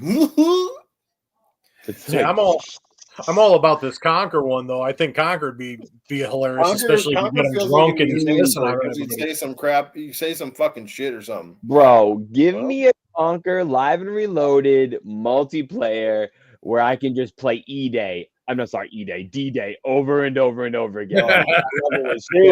Dude, could you imagine a full squad on each side? A Conquer multiplayer that's like Gears, but you play that in perspective. And one of your special abilities is you pick up a bottle of booze and you get drunk, and you basically go on a rampage because you're drunk. So your vision gets all fucked up. And the thing is, you can take triple the damage because you can't feel anything. Oh my God! While you're drunk, you can roadie run twice as fast. You're just like the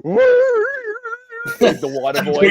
But you're doing it sideways though. You got to make it accurate to being drunk. The vision would be sideways. so blurry, bro. And one of the game modes is called Pollinate the Bee. Remember the bee in the first level? She had the big tits. Yeah. Oh yeah. No, that was the flower. The flower. The sunflower. Yeah. Yep. The drunk bee had to get her knocked up or whatever it was. Yep. Oh yeah. Oh my God. It's a classic. Fuck, a co-op Conquer game where you got to fight Mr. Pooh again. That'd be awesome. I'm the Mighty Pooh. That was a great boss. Throwing toilet paper in his mouth. Fuck's sake. And he had corn for fucking teeth. It was even better. He did. Oh, I remember all of it. That was one of my favorite boss fights in that era. And to believe that game was launched on the fucking Nintendo is still one of the biggest mysteries to this day. It's like Nintendo scrapped the original idea with Rare and made the R-rated version. I was like, what the fuck? It was a great call. That was one of my favorite games on the N64. I still have it. It's an expensive cartridge to buy too. Apparently, if you can find a copy of it, we've had a couple of them come in. What's up, Perry? We've had a couple of those come in. Oh wow! Did people know how much it's generally worth? Oh, they came in and bought it immediately. Oh, they had two copies. They were trading them in. Oh no, they traded them in, and then I sold them quickly. I mean, we had about 2 or 3 copies over the years of Conker's Bad Fur Day. Mm-hmm. And that's awesome. The minute we got them, they go. I held down to mine. I had mine since launch. Nice. They go for they used to go for about 200. I don't know about now, but I haven't looked recently because every now and again I'll go back and look at. Oh, I wonder what game this is worth, and I look. I'm like, oh God, I'm sitting on gold. I got someone traded in Earthbound for like $35. Oh yeah, that went for like $220 an hour later. They had no idea apparently. I just need some money. I gotta buy some booze. Whatever, man. I gotta get my fix. Get my fix. Here, take this. It's like you realize, hey, give me my money. I need a heroin shot. I'm going to sell my Earthbound. Let's go. So someone traded in. This was like a year or two ago. They traded in. What was that? What's that show? Futurama. Yeah, Futurama game for the PS2, and I was like, I know it's worth something for Xbox, but I'm not sure if it's worth anything on PS2. But it was all scratched up, so I was like, whatever, I'll give you like $3 for it. The guy goes, okay, it didn't have the book or anything. I was like, I'll just keep the box. I posted that we had it. Some guy came right in, right, and it was all scratched up, but it worked. I tested it, and I was like, hey, it's all scratched. He looked at it, whatever. He goes, I'll give you $220. I was like, okay.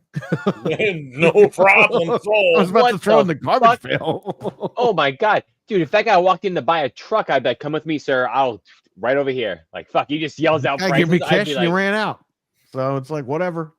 He just goes, I'll give you $220. I'd be like, oh, okay. Apparently the book alone goes for like $90. Holy shit. And the case goes for about $100. Just the case. If you bought the case on eBay by itself. Oh wow. God. Crazy, man. What? How is this man? This man must have been like, fucking, I'm gonna get this game. I'm gonna get this fucking game one day.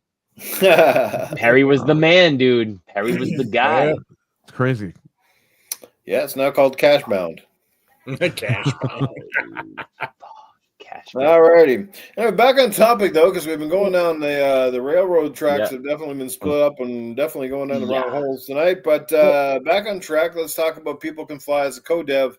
on Gears of War E-Day. Perry, we'll start with you. I know you guys were talking about this last night on your podcast with Xbox Goes to Hell, and I think Frank had some opinions about it, and Anthony in particular, I think. So let's hear what you got to say on it. What do you think? Why do you even think they're bringing them in on this? Is it maybe to help out with a multiplayer? Do you think it's it's just to come in and do like finishing touches? Like we see lots of co-devs nowadays more than ever.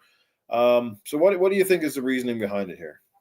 I think because they just have a part of the franchise. They've always been part of the franchise, so maybe they want to get their input on it, or not just input, but the technical aspect and all that stuff. Maybe they want to get the game running a certain way that we don't know. I have no idea. A lot of people are split because they think it's a good thing or a bad thing. The negative is usually because it's associated with Judgment, but a lot of people like Judgment as well. So, I mean, it's split down the middle. It's one of those things where we just have to deal with it. And when the game comes out, the game is going to speak for itself. And I'm looking forward to the game. I can't wait. I love Gears of War, so I'm ready.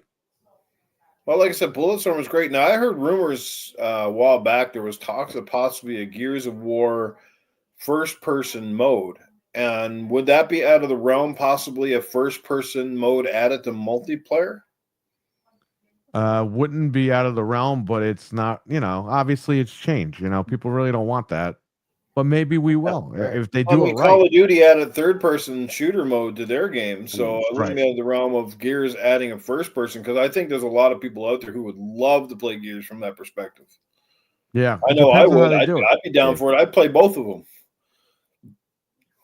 I wonder how that fucking cool would be to actually saw somebody in half with the chainsaw in first person. That would be crazy.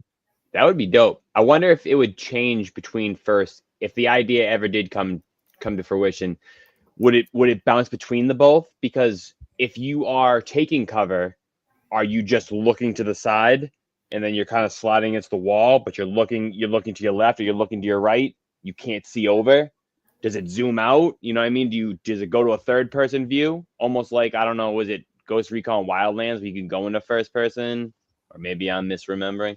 But I was wondering like that. Like there's some things where do you guys personally think first person might feel weird on a Gears where the chainsawing might be dope, but maybe there's an aspect that just doesn't seem right?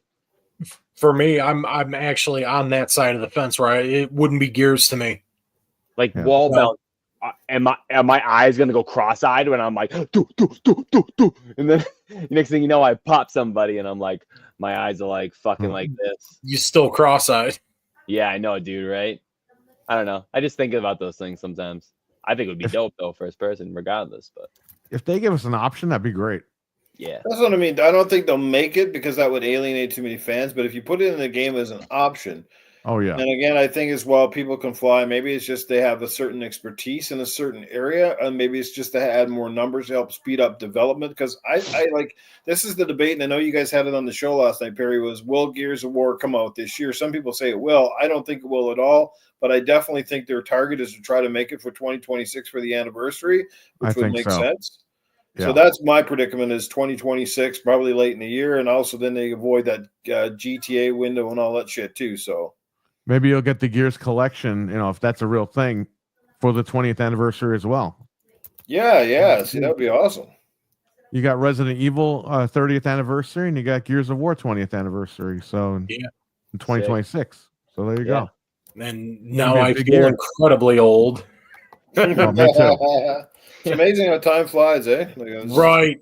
Fucking I remember day one on 360 playing that fucking game and the first Gears, and now we're talking about a 20-year anniversary collection. I'm just like, oh God, where's my Metal Gear Solid, my walker? I remember buying the game. I remember buying the faceplate for my 360, and to me that seems like literally it was yesterday. And here we are fucking almost 20 years later. Almost 20 years.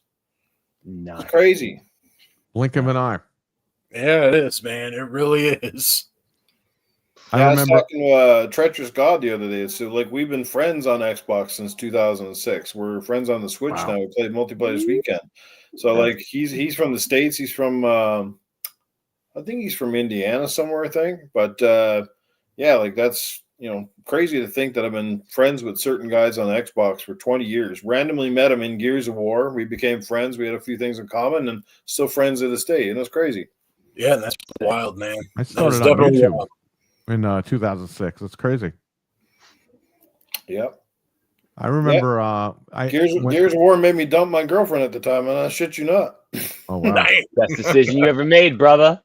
Yeah, I would never forget it either because she moved out with me. She came out from Newfoundland, moved to Alberta with me in 2006, and the game had just basically come out. And of course, I've been waiting, like all you rest of you guys. We'd been looking at this game in the magazines for how long, right? And I was like, It was my most anticipated game outside of Halo. I was like, Gears of War is where it's at. I need this game. It looks fucking good. I was like, if nothing else, it's going to look good, even if it's shit. But of course, it came out. It was awesome. We got good reviews. Blew everybody's minds. It was like nothing else we'd ever played. And I was so excited, man. I was playing this game, and she kept bitching at me and stuff all the time. Her fucking time the Xbox turned on, she'd be bitching. And that eventually I was like, you know what? Enough of this fucking shit. I bought her a ticket and sent her back. Wow. Nice. Bye-bye, lady. Yep. I said, none of this. If you're going to start on this fucking shit now, I said, you're not going to be at this very long. Yeah. I remember I worked at Best Buy in Yonkers, and we had people in business suits just walking in and be like, the day that Gears of War came out, be like, hey, that game with the chainsaw, I need it now. And I need an Xbox to go with it. And I was like, okay. We sold like, I don't know, 12 Xboxes that day. God. Jesus. It's crazy. God, I miss those times, when a fucking game like that came out and people wanted the console. Yeah. Holy Midnight shit. releases too. Oh. Yep. Midnight releases. One of my favorite midnight releases was Halo 3. Oh, yeah. How did we get to where the fuck we are now after all that generation? That's what I want to know. I ask myself that every day, Noof. Digital fuck it up. So do I.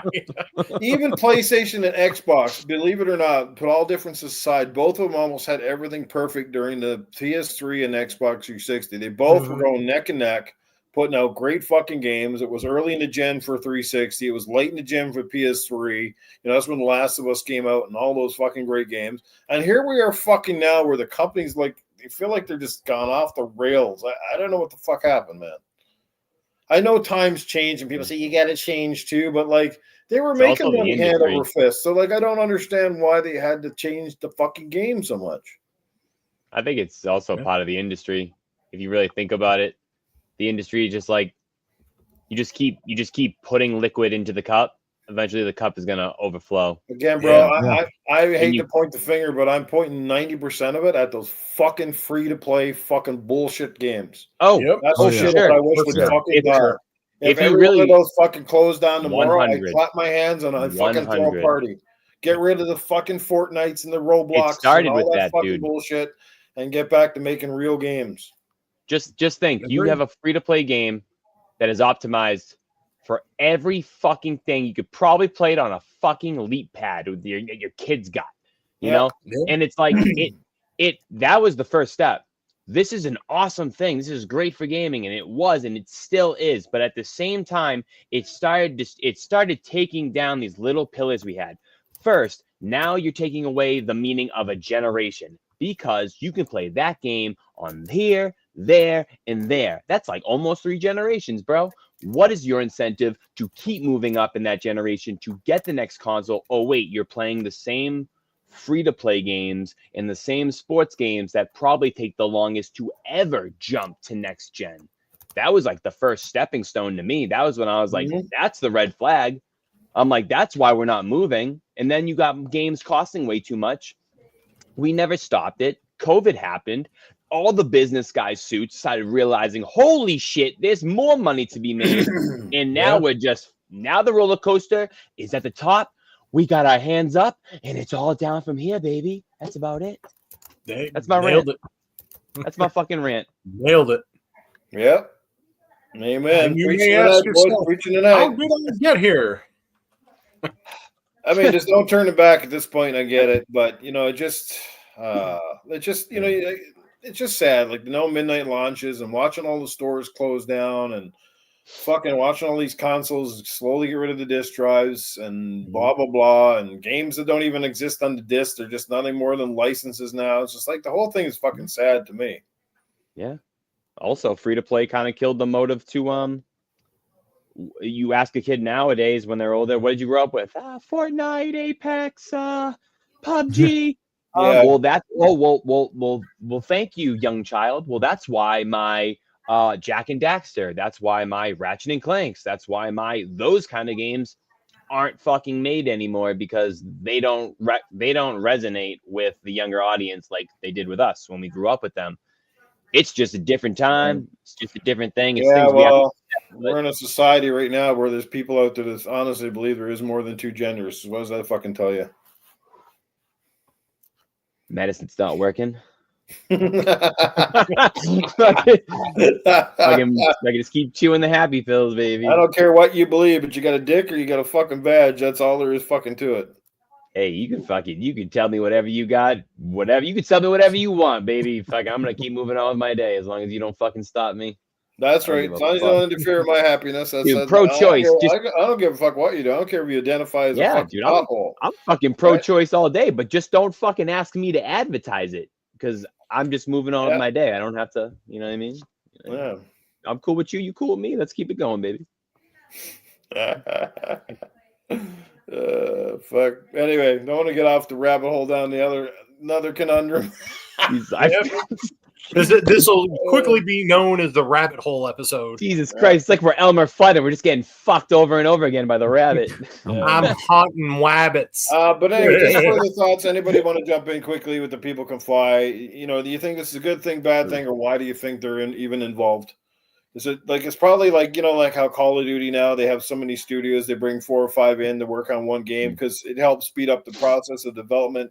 It probably helps with like Q&A, you know, all that sort of stuff. And again, you've got some teams that are stronger in multiplayer. You got some teams that are better with, say, physics. You got some teams better with AI. Like there's multiple components of a game. And sometimes it's like we used to hear about the Sea of Thieves team would be brought in to help others with water effects because the water in Sea of Thieves was like outstanding. So, you know, so that sort of conundrum maybe, you know? Yeah. I mean, hell, at the end of the day, I mean, again, you know, talking about people can fly and shit like that. I mean, if bringing them in and they got past experience with the franchise, again, I enjoyed Judgment. I'll agree with you and say that, yeah, it was probably the weakest out of the franchise. I mean, I still got to finish up 5 yet, but you know, and I wasn't really feeling 5 all that much, but I enjoyed Judgment.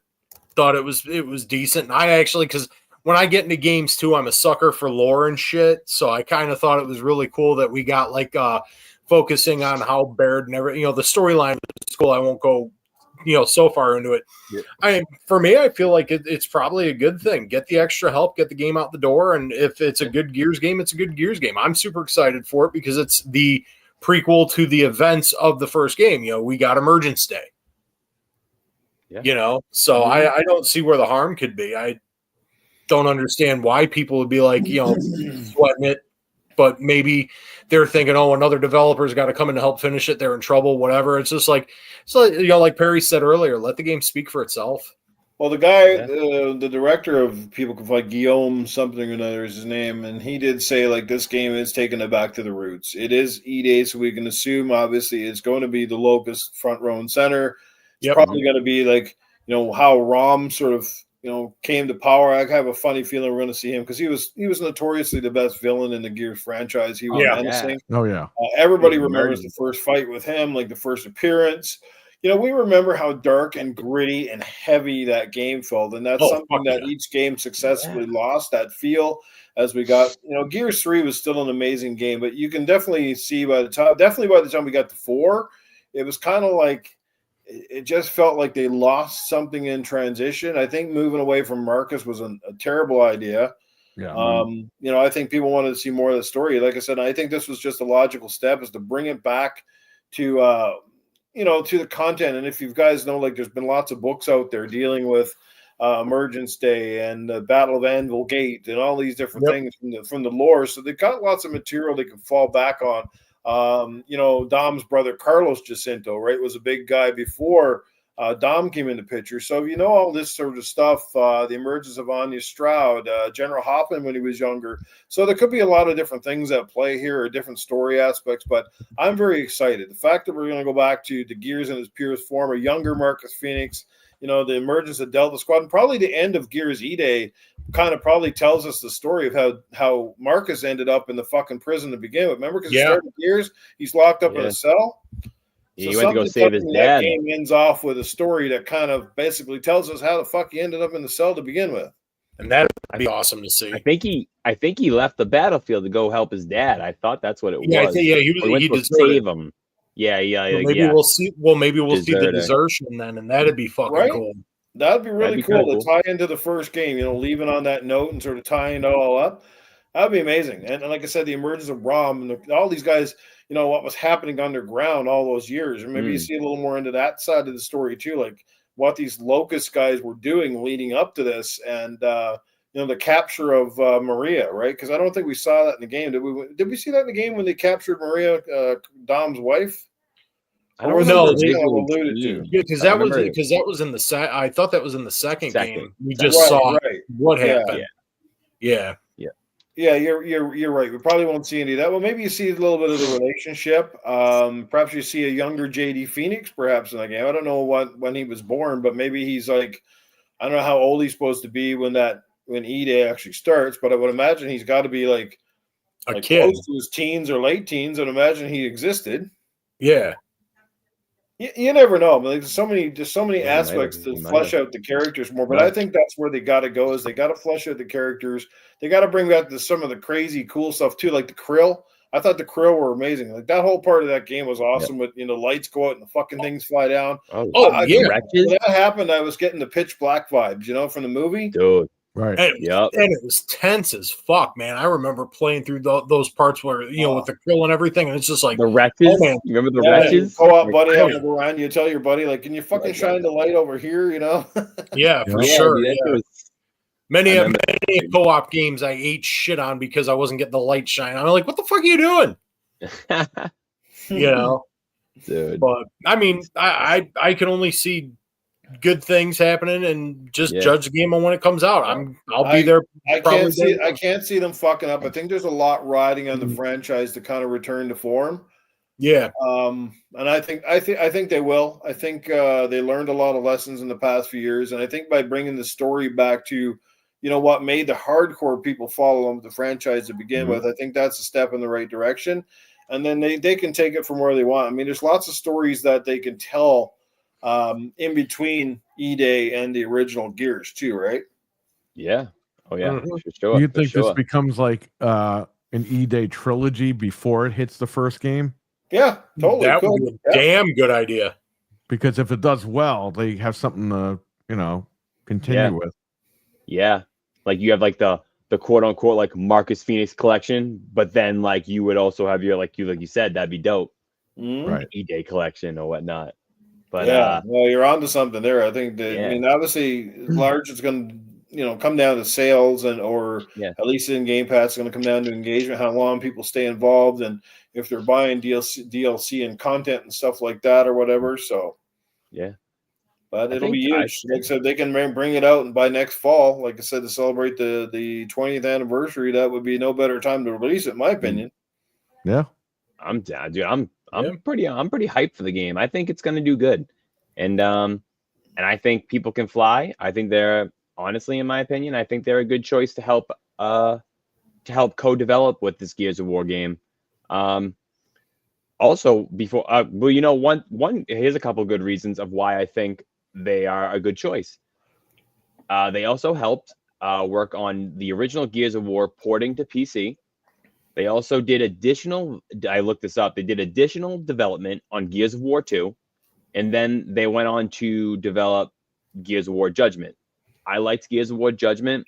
Granted, it was a little different, but I think it looked great. I thought it was pretty cool with the prequel.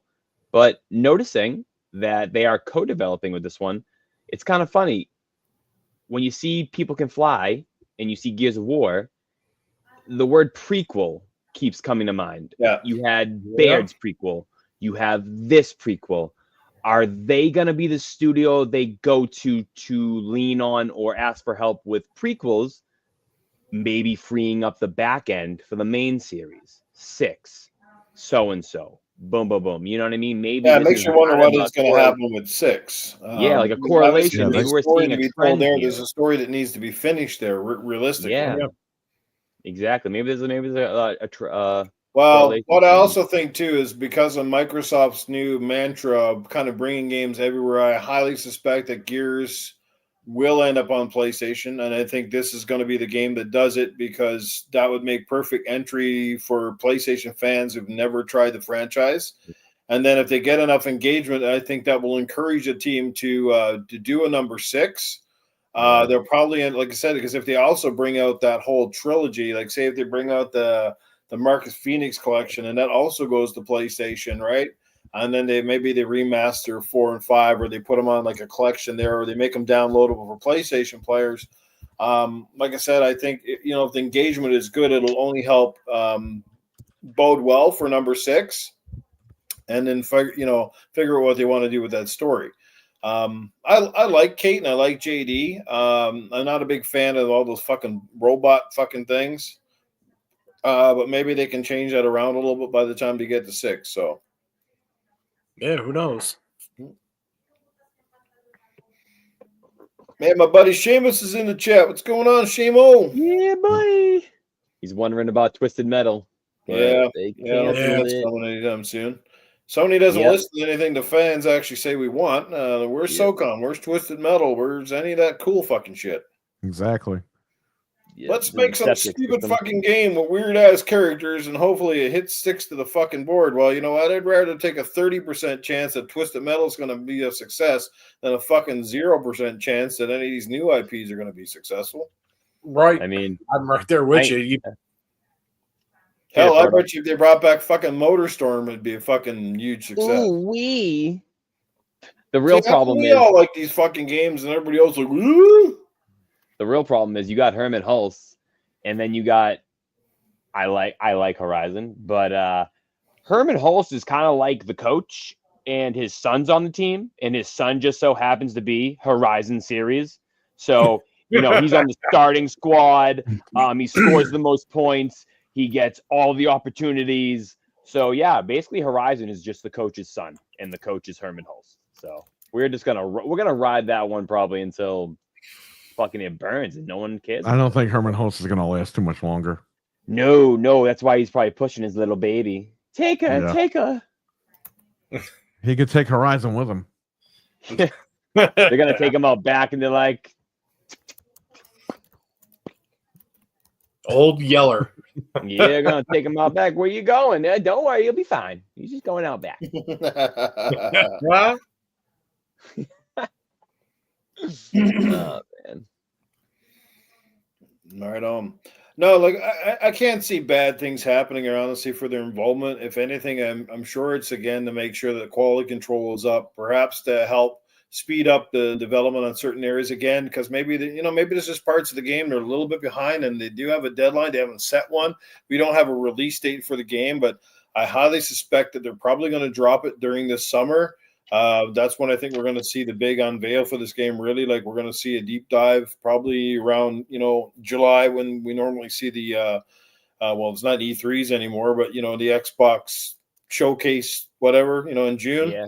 I suspect that we will see a fair sizable chunk. And the way they're talking about the game doesn't sound like they're in early stages. Like this game's probably been worked on for pretty much since they wrapped up that DLC for Gears 3. I would imagine they probably started development fairly quickly after that. And I would say they're close to being, pretty well along now. But let's just hope all that's accurate, man. Like I hope it is. so. That's just my gut feeling that they're fairly far along. If anybody disagrees, by all means, tell me. But I'm being optimistic. I need another Gears of War game, dude. I liked Gears of 5, and I remember the day it came out, dude. I must have drove fucking 40 miles above the speed limit, dude. I was fucking ripping home from work. I was like, dude, I was on back rows. I'm like, fucking, I was ready. I need another day like that, dude. I haven't had a game just fucking just want me to leave work the whole day. I'm just like, I'm just gonna play the game. I need it. Yeah, I don't know what the last game was that I bought that I really felt like I needed to take a day off work to play it. I don't know. Dude. I can't remember the last one. Gears, fuck. I would probably do it for Gears, or if they made another Batman Arkham game. But I want a real fucking Batman game, not this bullshit that whatever the fuck came out lately. Batman Beyond. I did download Suicide Squad because it was free on PlayStation. Yo. All right. I have it on my I have it in my library. I haven't played it or downloaded it yet, but it was free. So, all right, boys, I gotta tell you, as bad as that game is, I really like it. I've put so much time into it. You'd probably throw up. You'd probably fucking throw up. I got like 3 days in that thing. 3 days. You just like looking at Harley Quinn's ass. That's what you wanted for. Is it bad that I only play with Harley Quinn?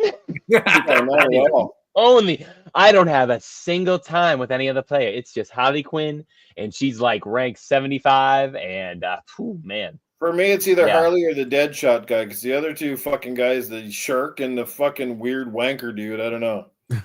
Yeah, dude. No, dude, play the story and like let me know how it is.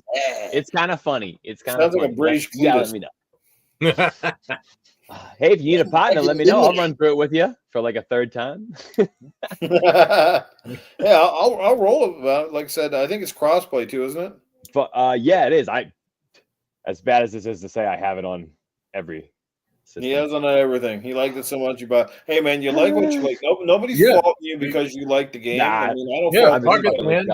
I like to bust my own balls. I know it's a bad game, but I love it, and that's what it is. Hey, you know what's funny? I like Anthem too. Do you want me to give you the list of canceled games or dead games that I love?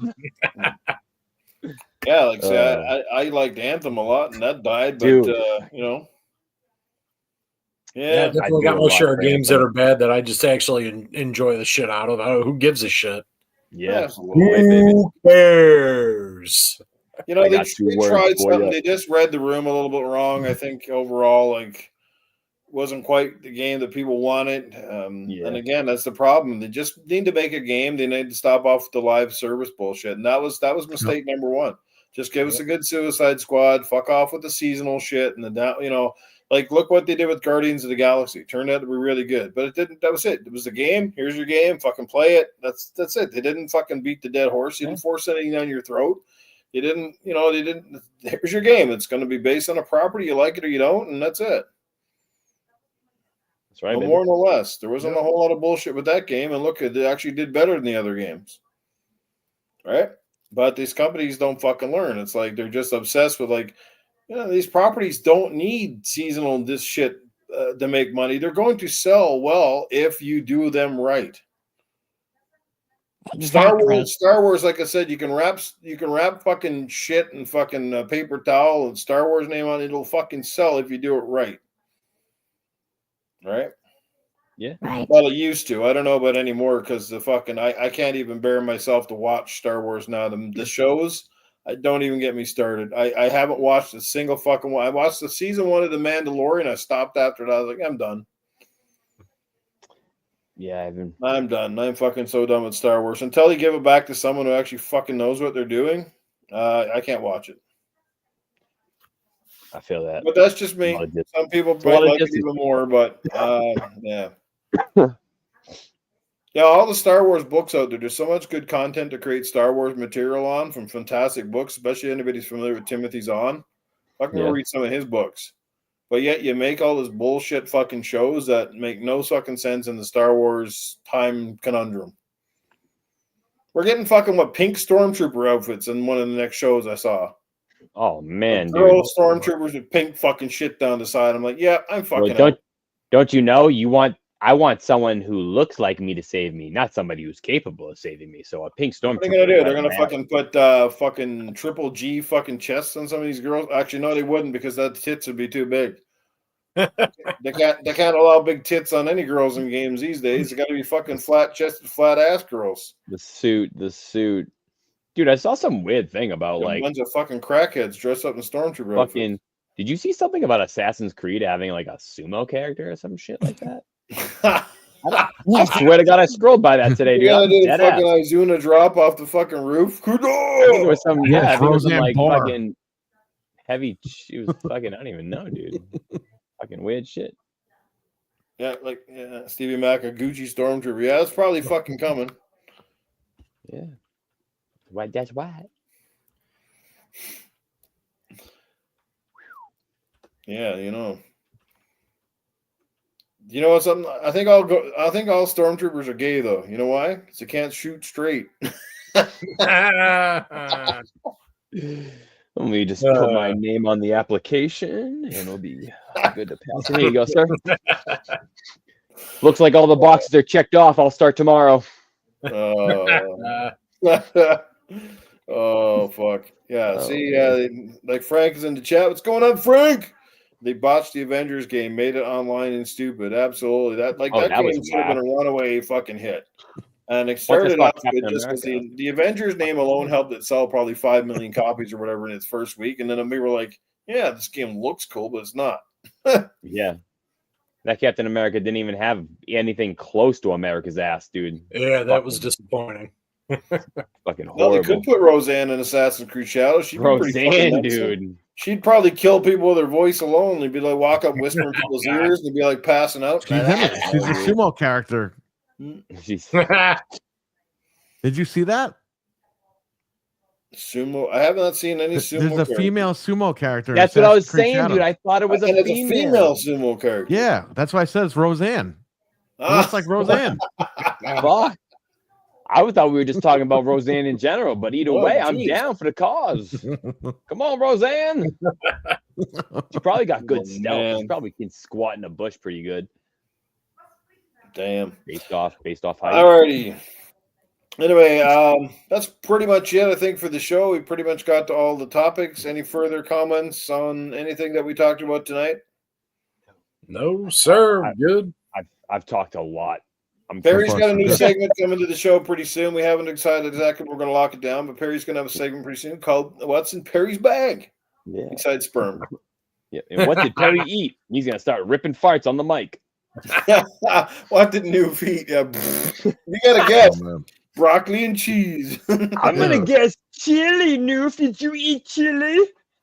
Yeah. The sound of the fart's going to dictate what I fart out, eh?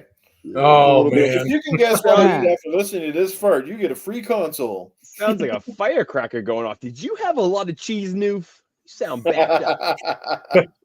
That one sounded. You sound like a motor. I had a second bowl of chili today. I pretty much just farted like a kidney bean. It's like a Subaru starting up when it fucking backfires. It's like pop, pop, pop, pop, pop. Fucking next thing you know, you got fucking shit shots on the fucking whitey tighties. All right. Yeah, you're gonna make me do it. You're gonna make me do it. Oh, don't do it. Yeah! Yeah! That did sound like it What is hurt. happening right now? Oh man, new fart is like a drug, dude. Perfect timing. Every time new farts, I'm gonna tie up my arm like I'm doing I'm gonna do heroin. Just fucking wait. Oh my god! Perry There it is, baby. Fucking Or you're gonna get thrown off YouTube. Oh my god. That was fake news show. What did you say? Oh Jesus! Shows your skid marks. Those are his underwear out back. Oh, Looks like a landing strip that's at Logan Airport, right dude. now, RWK. Oh, that was a real fart. It was as real as it gets. Wow. That's real ass, my friend. Real ass. Sure. That's what I call my asses. Yeah, Chappy. Chappy is happy. That's right, baby. All right, we're almost time to close the show. It is that time of the night where you get to ask your questions. We have all the usual suspects on standby, including Arnold, Safehouse, and Cletus. Does anybody have any questions that you might like to ask? Anyone from the panel or the chat? Hey Arnold, what's it smell like in Noof's room right now? Oh man. Oh dear God! I've had to go out and put the mask on. I can't even. I can't even feel my face at this point in time. My jaws have almost locked up solid. I swear to God, I can see the particles in the air. It's crazy in here. Newfie's always fucking shitting himself. I don't know how he does it. He could almost do it on command. I mean, that's a real talent to just turn around and talk about the fart and shit yourself. It's crazy, man. It's fucking reeks in here. Arnold, what do you think about Roseanne being in Assassin's Creed Shadows? I think this is the best thing they're going to do for that piece of crap game. She might actually draw some attention. She's going around, but of course she's not going to be very stealthy because, one, she's slow, and two, she's always, she's very loud. She's very obnoxious. She's got a very squeaky voice. She's probably going to knock people out when she gets close to them with a stinky breath, or maybe has a greasy vagina. Ew. Oh my goodness. Oh God. Things that make you go Threw up a little bit in my mouth. That's right. Oh my God. So you have Cougar Man saying, Arnold. I'm going to tell you this right now. Uh-oh. You know what? She went to the convent and she stuck her fingers up in a nun's vag, and then she fucking greased up a piece of chain, and that's what you call nunchucks right there. She'd been chucking them around, fucking greasy vag nunchucks. Fuck yeah, I can't hold on. Oh dear. Oh dear. Oh and my. You never know. Before porn came out, nunchucks were used. One was for one side, one was for the other. That was like a fucking reversible butt plug. The man pawn. Man pawn. So you don't shit yourself. Seamus calling for Cletus. Hey Cletus, are you going to be watching the Super Bowl since it's in New Orleans? I can speak to that. Well, he ain't gonna be watching any Super Bowl. First of all, both teams are in the Super Bowl. They fucking can suck my wiener. Let me first tell you. The only Super Bowl I'm gonna get fucking close to is a gigantic bowl of fucking peanuts and fucking sauerkraut. That's what I'm gonna have. I'm gonna have me some grits, and I'm gonna make love to the old lady. And fucking, I'll show her something super all right. And we're gonna get down and we're gonna get nasty. That's right. We're gonna do up there. But I ain't watching that fucking game. That's fucking rigged. The Chiefs is gonna win anyway, because they're gonna be down.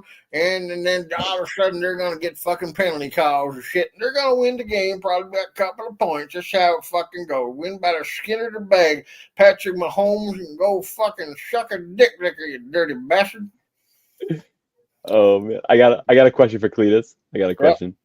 Yo, Cletus, since you're in New Orleans and you're not going to be watching the Super Bowl, do you think you're going to take your shirt off and dump it out for the boys? Of course I'd dump my shirt off and do it for the boys and the girls and the alligators. I don't fucking care. I'm a sexy beast, let me tell you. I got a nice little furry patch up here between my titters, and let me tell you this. The girls love it. They get something next to Cletus and just feeling those soft, gentle, squishy rolls, and then you get up to that nice furry love patch, and you hangs on to it for dear life when I'm riding you like a fucking horny bull. Because I'm going to bend you over and I'm going to break in two. That's right. I'm ready to go. Let's go, bitches. Noof's got so many Mardi Gras beads on from dumping them out. Mardi Gras beads, I haven't found the last set of roll when my fucking ex put them up her asshole. I still haven't found them. Oh, my God. Cletus got Mardi Gras beads. Oh, we have one from RWK. Cletus, are you a Taylor Swift fan? No, the only fucking Swift I like is fucking sex when the Swift when she's stanky. That's the only thing I like.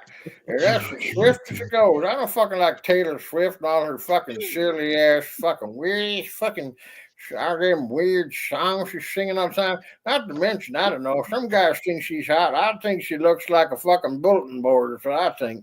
I don't know, man. I'm not gears with that one. Fun fact about Taylor Swift, did you know she used to babysit the wrestler Jeff Jarrett's kids? That's wild. Yeah. That's crazy. Oh, yeah, I knew that one. She's babysits some pet pigs, by the way. She's always screaming on that microphone. We got one here, Cletus. The rumor is you banged Roseanne and your bed broke in several pieces. How much did it cost you to fix the bed?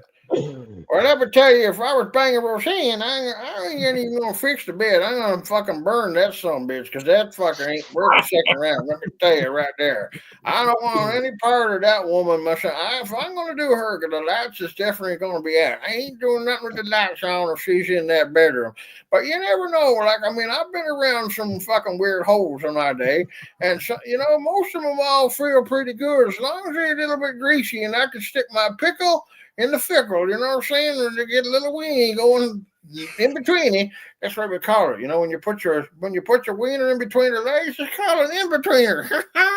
Yeah, but we have some fun. But I burned that fucking bed. I don't want that shit back in my head because there might be more fucking crabs than a fucking Mardi Gras seafood party. Dude, jeez. Oh my god! God A damn. flamethrower. All I picture is like a hazmat suit.